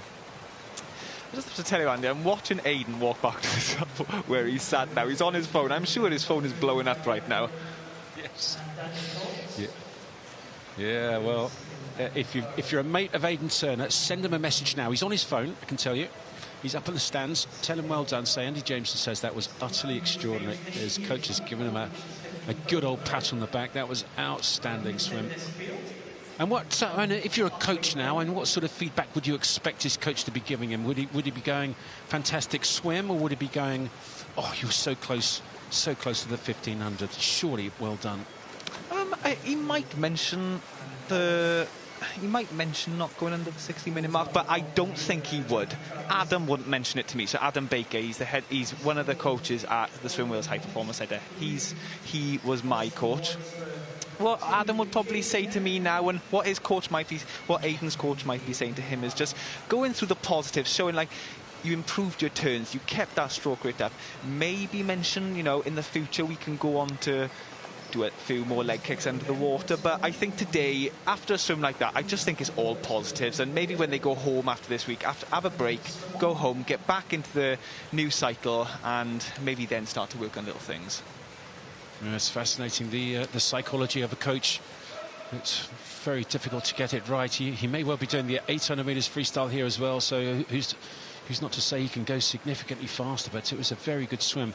This is a fascinating race. It looks like maybe just a turn first. I think it is Yakno, so he's been splitting just about 0.3 of a second faster than those swimmers around him for the last 300 metres. And Yakno of Portsmouth in lane number 6 just starting to take over the lead now. Closer to us in the red hat, you can just see him going through that picture. In lane 8 is Dan Cox of the University of Birmingham, and Cox right on the shoulder of Yakno, and also Cam Travis. This work 1 lane up in lane number 5 has not been dropped at all. So over first is Yakno, second Dan Cox, third is Travis, and again it's just 0.2 of a second. It's 0.2, 0.3, just repping faster than these his competitors here. It's quite interesting here, Andy. I'm watching the swimmers go down the pool, and you can see Travis Cameron. Do you notice anything about where he is in the lane? Like, he's quite close to the lane rope. Do you have an idea why? I'm not saying this is the reason, but some people do that. They try to stay quite close to the lane rope next to the person next to them. Do you have an idea why?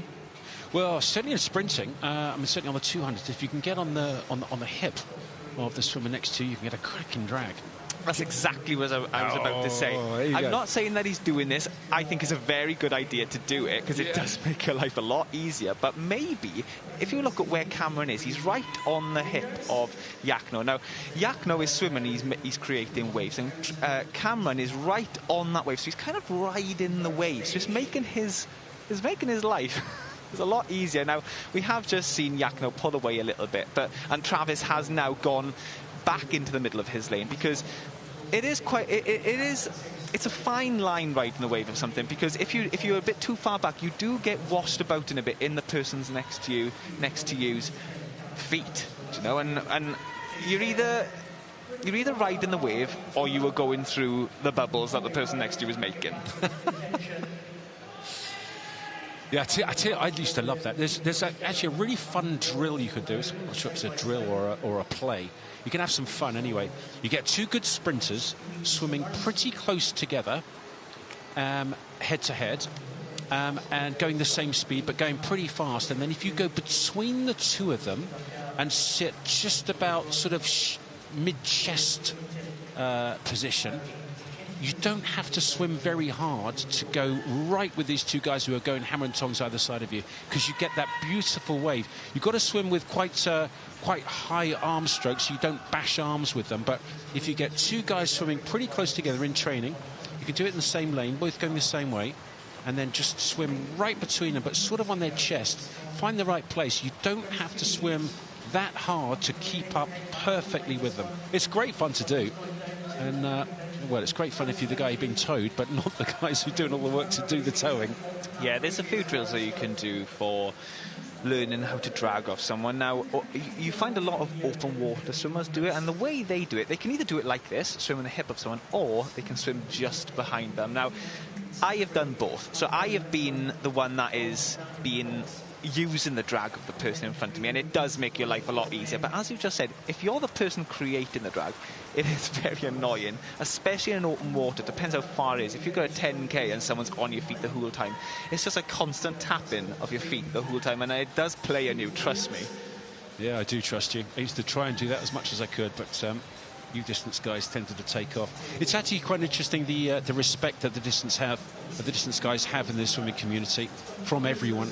The sprinter guys, the peacocks, the show ponies, they like to prance around pretending they are the king of the castle, but very quietly, and I'm going to say this once and once only, Dan, and then I'm going to forget I ever said it, but the respect that us sprinters have for you distance guys is quite extraordinary. What you guys do day in, day out, session in, session out, number of meters that you do, the way that you put your body on the line every single meter, it's just amazing to see. Right. Thank you, Andy. That genuinely does mean a lot. Thank you. Right, you'll never hear it again from me, though. Well, this has been recorded, so I can play as much as I want. Well, this is a really interesting race. There's been 0.2 of a second between these two for each of the last about 700 metres, and they really are having a great race. It is at the moment in lane 6.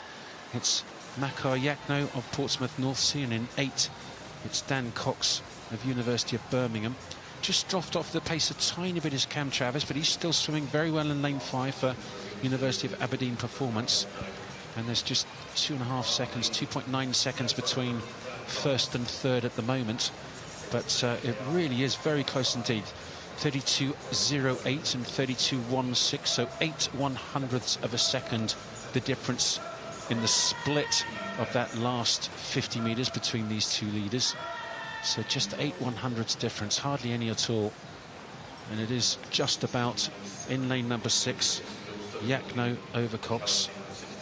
Very close indeed. 4/100ths split the two of them on that last split as well. Really tight.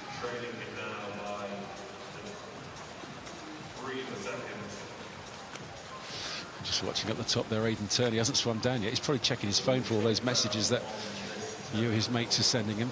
And keep on sending them. They're absolutely fantastic.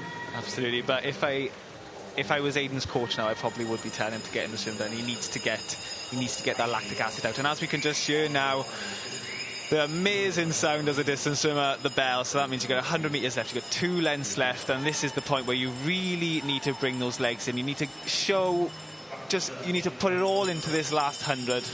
You don't want too much energy left, really, but you want enough to finish it.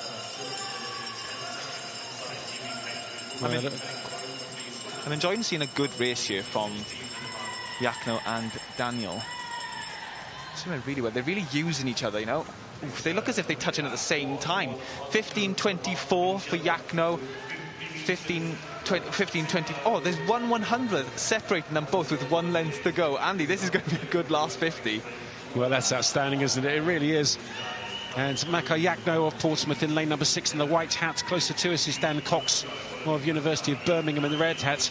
And it's still mighty close. Look at this. Maybe it's just Yakno at the moment with 5 to go, but who can tell who's going to get this? Head down, very close indeed. Wow, 15:53.55.